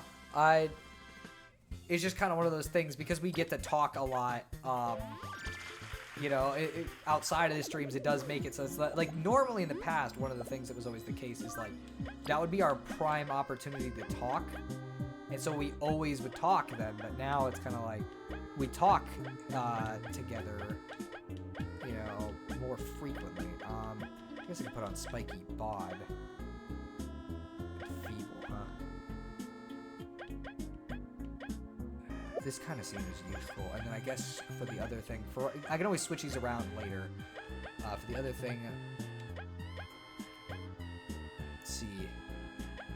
Freeze resistance, and we'll just kind of give it to him. Okay.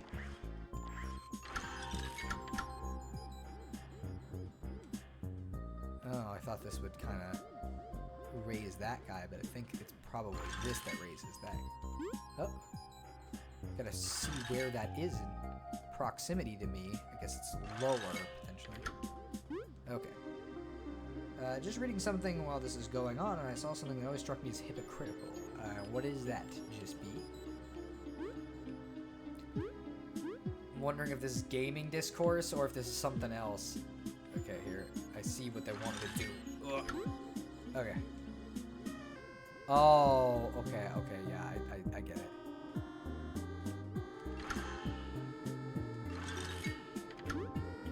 Okay, don't go too quickly, please.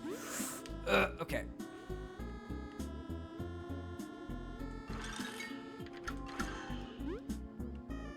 Oh, it didn't count because I did this, like, just before they got back. When Americans introduce their culture into Africa or somewhere, that's called colonialism, but the same people will turn and say they hate Japanese culture and that we need to go over there and force it to change. Let's be, let's be real. The reason why they want that is because Japanese culture fundamentally is not what they like. The ideals at the core of a lot of their culture is like, hey, be good to people. And politics are kind of a dumb thing to focus your entire life on, and social issues don't necessarily matter as much as you build them up to be, or they're not as big of a deal as you build them up to be. So it's like, that is kind of the thing. Okay, wait a minute. I wonder if this is what it's trying to get me to do. Oh, okay, it is. Wow, I wasn't even sure about that. That was just a complete guess. You know, it's like, they don't like Japanese culture because it's, you know, actually good, is really what it boils down to. It's like, I don't know, it's kind of aggravating to me that it's like, yeah, no, they genuinely want to go in and change their culture, and it's like, no, they actually have a pretty good way of functioning, you know, mainly because they're actually like decent people, but you know, whatever. You know, so people who want to change that culture are usually of, let's just say, questionable quality sometimes in terms of their moral fiber. Even saying that much would probably take somebody off, because you can't say that without somebody being like, oh, you mean blank, or you're talking about blank. It's like, no, I'm not. I'm literally just saying that these people, the people who would say we need to get rid of Japanese culture, probably questionable. And that's gonna make them mad. Okay, so I'm trying to see,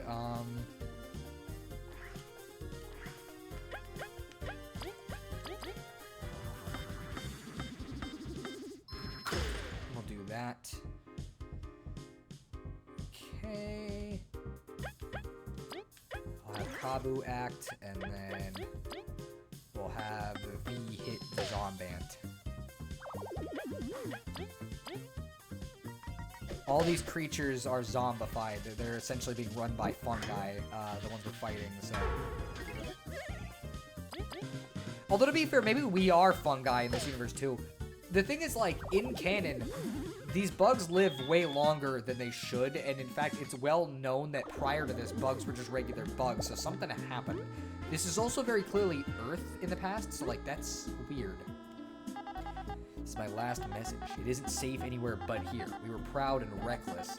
Food will not last long to think it'd end like this. Yeah, that's usually about how it ends when you try to do this. Never goes well. Let's see, or another example, to get mad when a foreign work is changed to be more general and less distinctively foreign, but when, we'll call it a victory when a Christian work is changed to be non-Christian. Well, that's because a lot of those people literally just hate Christianity as a whole. Like, that's the reality of the situation. Like, they despise it, and again, it's because Christianity fundamentally has very heavy, like, moral aspects to it, and some people don't like that, because they can't keep doing things that are bad if they are a Christian, and because Christians will say, hey, the Bible says that's bad, that's a sin, they can't face up, I'm going the wrong way, they can't face up to that, so it's like, oh, well, you shouldn't be able to say that to me. It's like, well, why not? What's wrong? Why are you so bothered by being told this is wrong if you don't believe it's wrong? Unless fundamentally you think maybe it is wrong and you don't want to acknowledge it. But, you know, that's my thing. To be honest, I'm not entirely sure Japanese culture does function. Okay, what I mean is, like, okay, how do I explain this?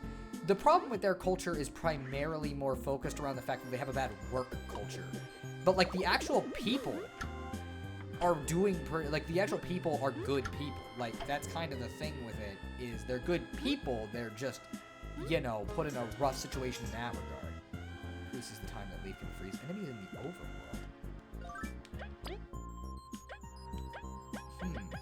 How many does that require? So it's really funny trying to find this extra freeze. Oh, cool. I don't even have to worry about that. Okay, I see what they would want me to do. Here, let me see. So what are we trying to do, I guess is the question.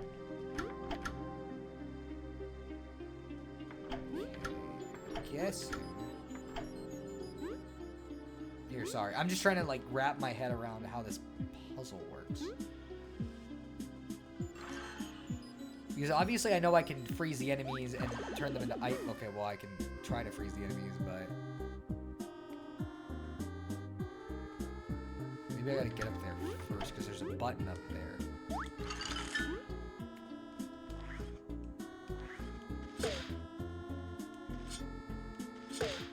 Okay. Why are they so tall? Here, give me a sec. Oh, wow. I'm not even sure this is what they were wanting me to do. Come on. Come on. Come on. No. Come on. I thought I had something cool.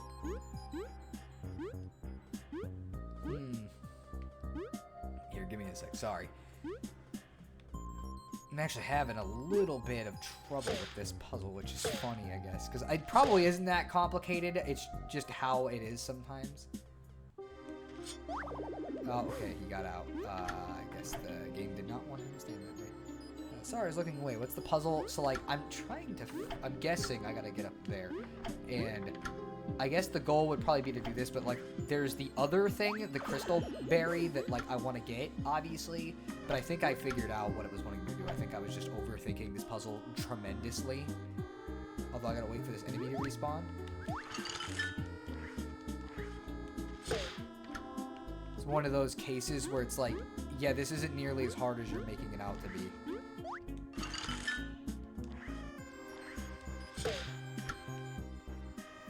Okay.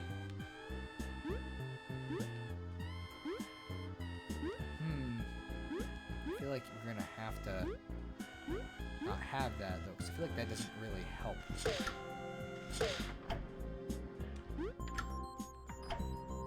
Yeah, because I feel like it would be smarter to have the end ones. Oh, no. Give that back. Okay, that's the actual required thing.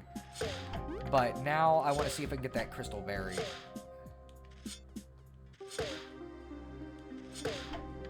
Okay. There we go. Is there any purpose to this? Okay. Anyways, yeah, I solved the puzzle. I think I was just overthinking it. And with that, we pretty much got all this stuff done. I'm assuming this is the dungeon. We'll see, I guess. I'm not gonna know right away, to be fair. Ah, come on, that wasn't fair.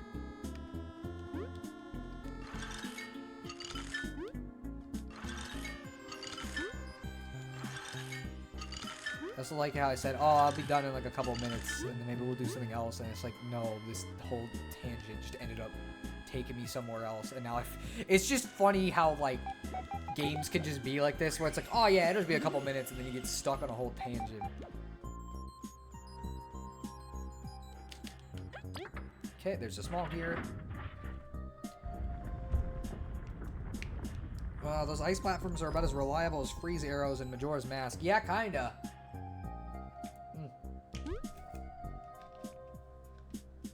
They're a little goofy.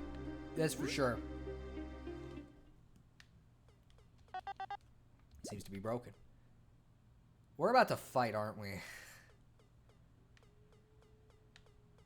This looks an awful lot like a boss arena, and I did not save.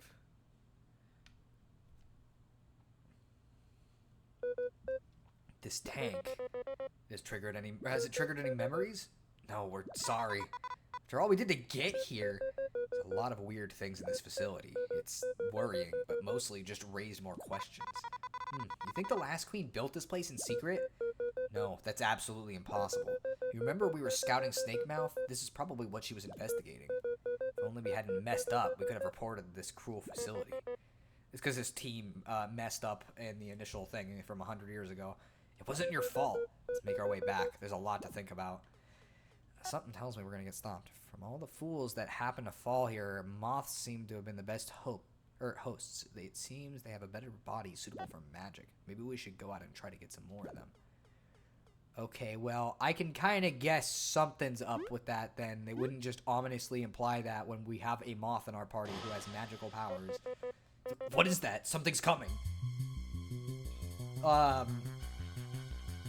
What is that? Yeah. Your sibling. What kind of sibling is this? Sibling? Leaf, did you say sibling?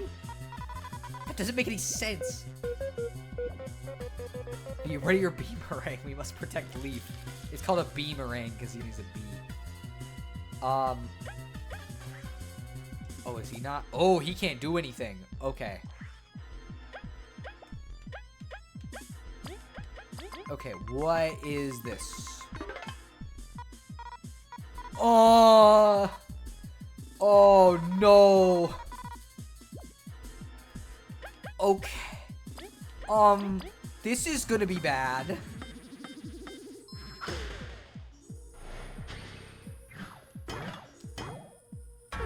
Leaf, get up, please. I need you. Oh, we're in so much trouble. I did not think this was gonna be the case.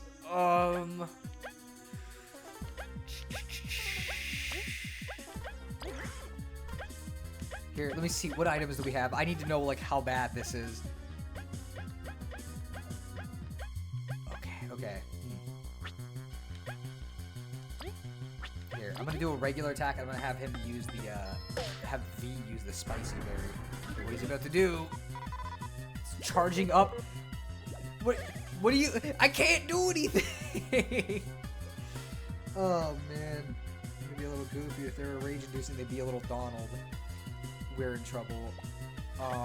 We're in really big trouble. Here, I'm gonna actually use this.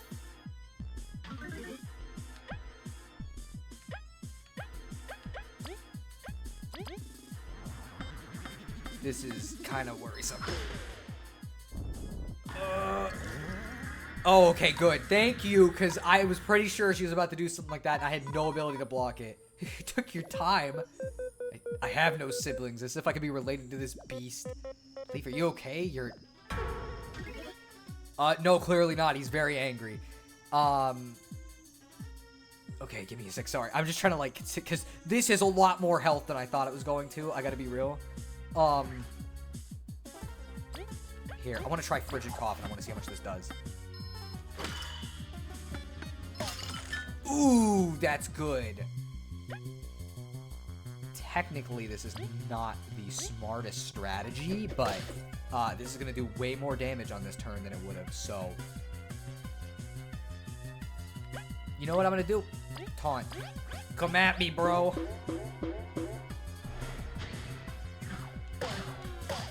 Okay, well, taunting, I guess, didn't really do much beyond just poison him, but I guess it's better than him hitting something else. Oh, this game slipped you the big Mickey. And now Leaf is as fresh as a daisy. I don't know about you. Okay. Let's see. So what I need to do... First thing is first. I probably need to be... Well, here. We have plenty of stuff. So let's kind of... Here, I'm going to use this so we can refill some TP and some HP, and then I'm going to use the Coffin attack again. Okay. Okay, didn't freeze him, but it did a lot of damage. Okay, 4 damage. Alright, okay. Man, that poison's doing a lot. Oh, and now V's way more powerful, so we'll stick him at the front. You know what? It's a good time.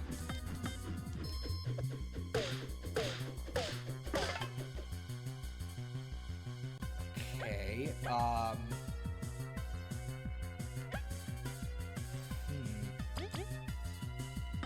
I'm just trying to figure out the strategy here. I'm wasting a lot of TP, but that's because the more I can get this thing down, the better. Especially if I can freeze it like that, it's really good. Oh, the poison is why they keep getting extra damage. I didn't even realize that. That's super good. Okay. I'm gonna use Frigid Coffin again, because this should do even more damage. 7 damage. This is good. Okay. I'm gonna pass to V real quick, because I'm gonna let him save up his attack power for a turn here. And then, let me see. We're doing okay health-wise, I think.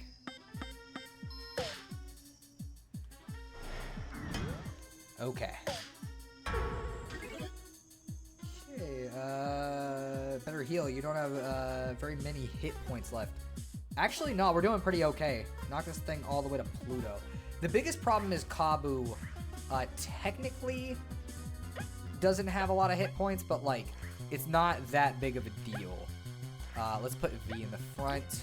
And then, I don't know why you're suddenly making all these Disney puns.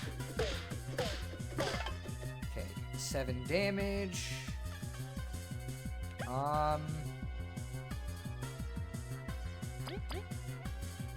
Let's have him do a regular for right now. And then I'm gonna use this attack and see if we can stall it for a little longer. I haven't even gotten to do the cheap strategy, but I might do that on the next turn, honestly, just because it'd be funny. Oh, wait a minute. Oh, wait a minute. Never mind. It doesn't even matter. We're gonna have to use a... a strategy to stop it from insta-deathing all of us. Okay, just give me a sec. I'm just kind of considering how to do this. For right now, yeah, we're just gonna have to use regular attacks. Oh, its defense is up. You know, honestly, it might be a smarter strategy to use the glazed honey. And because I'm gonna need to use bubble shield on everybody because it's about to do something real bad. And if I remember correctly, this should make them mad and up their damage again. So that's really good. Leaf can't attack this turn though. So let me see. I could just, well, here. Yeah, let's just start going. Okay, let's do this. Okay. Okay, it didn't even do that much at all. Alright, let's go. Yeah, we're getting rid of it. This thing's done.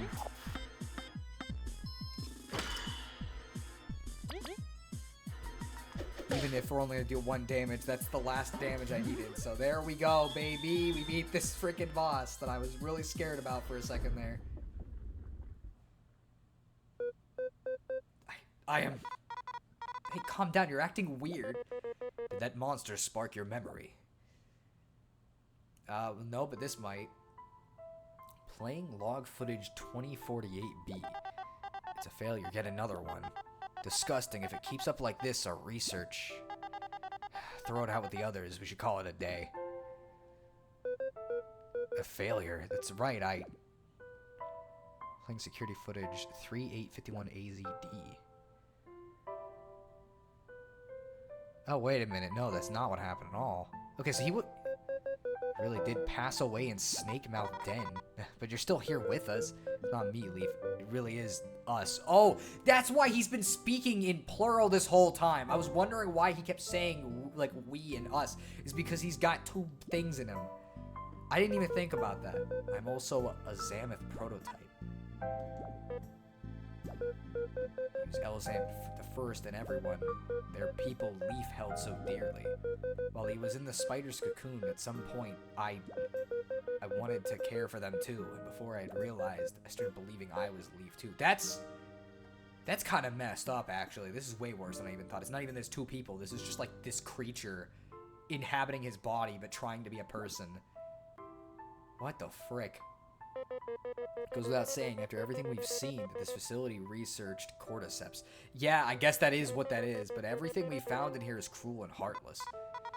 Yeah, but not you. You're like a pretty cool dude. Thanks, V. You're like trying to cheer everything up after this, I guess. Am I, or was Leaf a cool dude? I don't really know. Also, they made an unintentional pun because he's ice power. He's a cool dude. Also, he's a frigid body because he's dead. But you didn't know us before, right? We still became good friends, though. So, you or Leaf, why not both? You seriously trying to make it that simple? That's so like you, Fee. It's true, though, isn't it? You've chosen to take Leaf's mantle. So to us, you're Leaf anyways. Give me a break. I am not Leaf. I'm nothing but something that thinks it's him. We never knew Leaf anyways, so it's okay. That's messed up. What about his family? Do you still care for them? Do you care about us? Well, yes, we're very grateful for everything, and it's been fun. You don't have to decide right now how you feel. Truth be told, this is an unbelievable scenario. But you're our friend, it's okay. Yeah, it's not like you were faking or anything. That's right, we never faked anything. Let's go. We have a lot to think about if we're gonna meet our family. Oh, so we're actually gonna get to go see them. Take it easy, okay?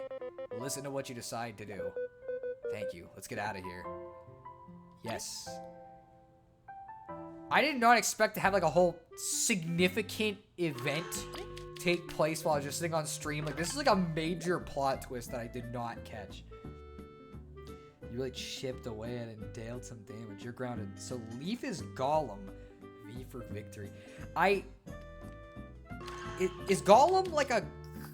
Because maybe I didn't know what Gollum was. I thought he was just a hobbit that got corrupted by the ring. But like the implication here is that this is just a body we're inhabiting. This isn't even actually Leaf himself. This is like a cordyceps controlling his dead body and mimicking the emotions, which is like, that is such an interesting concept. I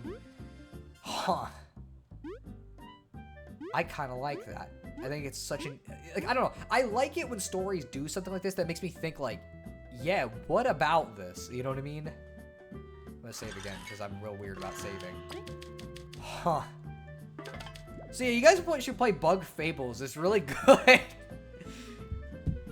Actually, my Gollum comparison is off. Gollum kind of sort of has multiple personalities, but he nearly is just some hobbit who went nuts. He's not really the result of an experiment. Yeah, it's like this is something else entirely. Yeah, you should play Bug Fables.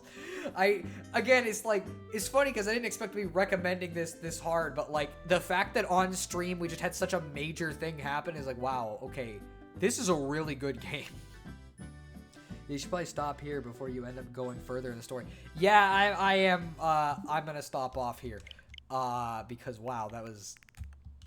Oh wait, that was good. I'm gonna end the stream in like a minute or two here because I need to get moving. Honestly, it was supposed to be like moving 10 minutes ago, but you know, I guess we'll chill for a second and I'll ask you, what is Cavern of Dreams? It's a 3D platformer game. It's like a little indie 3D platformer. It's very N64-esque. It's weird because on the eShop, the screenshots look really bad visually, but like the game looks fine and it's really fun. It's like Banjo-Kazooie. Like that's kind of the closest comparison I could give. It doesn't really play or feel like Banjo-Kazooie, but it's like, it's the closest comparison I could give to the game design where it's like, yeah, you're collecting objects in like an overworld area kind of thing. What's that game on the other side of Xenoblade 2? Hatsune Miku Project Diva Megamix. It's a rhythm game. It's pretty good too. I got it on discount and I like it. It's pretty fun. I'm not very good at rhythm games, but it is a pretty good game.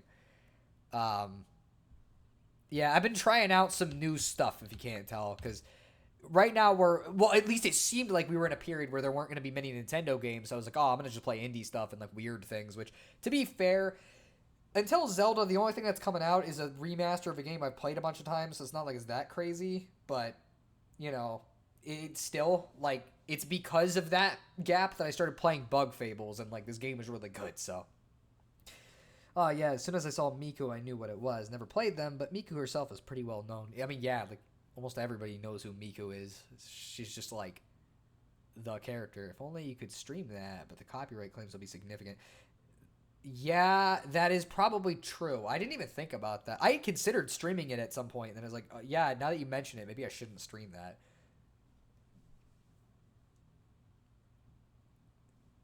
See, I think the first place I heard about Hatsune Miku was Lucky Star. What a place to find out about it. You know? But yeah, I guess it just be, what did you think of those two games we played today? Again, I don't know if we're going to continue with Mario and Luigi or not. We might next week. You know, it depends on how I'm feeling. If I'm still in the mood, we'll do it. And if not, it'll just been a fun spur-of-the-moment stream. I don't mind either. But I figure I'll ask your opinion on that. They both look fun. Oh, wait, well, first, you said, funny thing, though, is when I first saw Kagami dressed up as Miku, I thought she was supposed to be Sami from Tenchi Muyo. Ah, okay. They both look fun. Well, I'm glad to hear it. Again, this one in particular is the one I'd recommend the most, I guess, because it's just, like, it's a really good game. Like, I wish I had played Mario and Luigi decades ago, because if I had, it'd be a nostalgic classic now. Yeah, like, honestly, you missed out. I'm gonna be real. Especially because they're such distinct types of RPGs that it's like there's really not a lot like them. And I guess to be fair, we kind of played two Mario RPGs today. It's just one of them had a bug skin. Not really, obviously. I'm not going to just diminish Bug Fables as it's just Paper Mario, because it's like, nah, I honestly think it's kind of its own thing in a lot of ways, but it takes a lot of ideas from it. Yeah, unfortunately, when it came out, I was in a bit of a pretentious phase. This seems really common for people who grew up with, like, in the 80s, is, like, right around the 2000s is when they turned on video games for a while for some reason, and it means a lot of them literally never played most of the cool stuff from the GameCube or the GBA or the DS or the Wii, which sucks because that was my era. Like, that's... Although, the Game Boy Advance, I actually didn't grow up with as much. Like, I had a GBA, but I mainly played on my DS. You know, I had a GameCube. That was my first, like, Nintendo console, at least. I had a PS2 first, but... as far as like the GBA goes, I didn't really play most GBA games until the Wii U came out, actually. That being said, I love the GBA, so it wasn't that I turned on video games in general. It's more like it was hard to convince me to play something Mario related. I mean, honestly, I guess that's fair. A lot of people get like that. I think because people kind of get weird about me playing Mario games still. They're like, "Oh, why do you still play Mario all the time?" And it's like, it's fun. What else do I need? What other reason do I need? It's a fun series. Like, I like the Mario series. They're just fun games to vibe with, you know? Surprised someone hasn't said, you mean Jispy isn't still pretentious? I mean, like, nah, you seem more open to stuff than you were in the past, it sounds like. You know? It's like, a lot of the shows we watch when we recommend stuff, it's like, I don't think you normally would have chosen to watch any of them, especially at that time. It's like, I'm not sure how invested in something like ReZero you'd be. And you've been trying a lot of different stuff. You've even, like, I remember when we played Thousand Year Door, you didn't just, like, dismiss it because it was a Mario game. Like, you seemed to get into it no matter what, just because it was a good game. And, like, that's the point. Like, you can't really be pretentious if you are willing to give things a shot, even if they're, like, a little bit out of the regular wheelhouse of what you'd consider, like, important. You know? Yeah, and Goombella is adorable. I do like Goombella. She is pretty great. My favorite partner from the game, I'm not sure if it's Koops or if it's Bobbery. I kind of like both of them a lot. So, like, I don't know. It depends on the day which one I would pick because they're both great. But, yeah, so I don't know.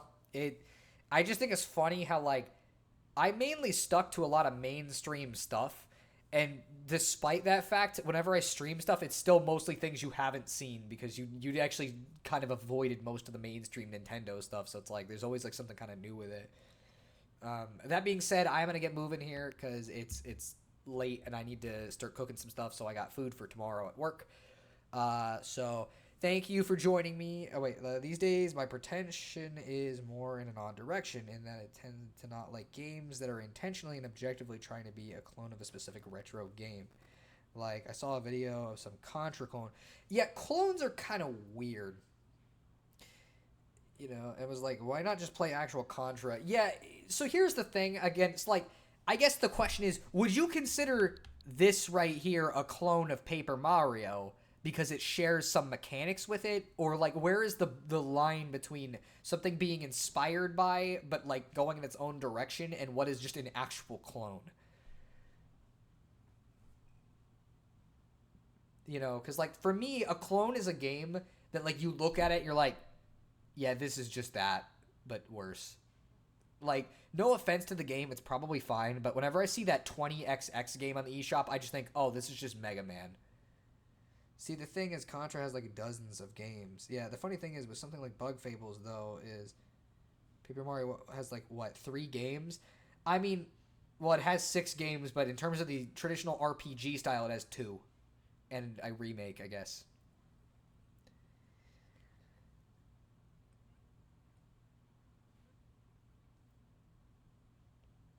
And yeah, Mega Man has like 30 games. Yeah, that is fair, I guess. It is kind of one of those things, but like, so we do not need another clone. I guess that's fair, but to be fair, I don't know. Again, I think the line between clone and like inspired by is a little bit grayer. Like, you can take ideas from something and not be a clone of something necessarily, just because you have like a similar gameplay style, I guess. Because by that logic, that means like almost every 3D platformer would be a clone of something else. But like, no, they all kind of take the genre in their own direction. Same goes for a lot of RPGs. It's like, yeah, they introduce unique mechanics, so like they're different in a lot of ways. I don't play Bug Fables the same way I play Paper Mario, even if they share a lot of attributes. And even that is on like the line of what I would consider a clone or inspired by. Something like Citizens of Earth, which literally was clearly just like Earthbound, but not very good. Like, that's when I start considering it a clone. When I look at it, I'm like, this entire game's identity and sales pitch is riding off of another game that exists, then I don't like it. If it can't stand on its own as something interesting, then it's a clone. I'd rather them clone something that hasn't been done to death, like modern game that plays like Equinox, but with bug fixes and better design would be welcome. Like, even back in the day, those sort of isometric puzzle platformers were hard to come by. I guess that's fair, but like, maybe it's because they were not super popular. You know, people want to make things, I guess, that are more likely to do okay. You know, that's just kind of how it is. I guess that being said, making an RPG is kind of a hard sell, so maybe that's not true, but, you know. I just think it's kind of like, if you're, like, I guess another thing is, like, you'll see on the eShop, there's a lot of games, you'll look at them, and it's like, that's just Zelda. Like, that's literally just Zelda. And, like, I don't want to buy that, then, because it's like, I look at it, and I see, like, Blossom Tales or whatever, and it's like, that's cool, but, like, why wouldn't I just play Zelda at that point? Like, yeah, I could play this 2D Zelda-ish game, or I could just play Zelda, and then I will have a better time with it. Yeah, but on the flip side, if it wasn't super popular back then, you could always try to be the guy who makes it work. Oh yeah, I literally saw a trailer for a game that really did look just like Link to the Past. Yeah, there's a lot of those kind of games. It's weird how, like, common it is for people to just make their own Zelda, but it's like, well, you don't need to make your own Zelda. You can just make something new out of the basic concept. Like, you can have an adventure game with items and stuff, but, like, they always make it look very remarkably like Zelda. It never looks like its own thing, and that's kind of the problem. You know, because again, I'd rather just play Zelda at that point. You know what I mean? I have access to, like, multiple Zelda games on this system through these online apps, and then on top of that, there's also, like, the Link's Awakening remake, Skyward Sword, like, all these games. Why would I not just pick them?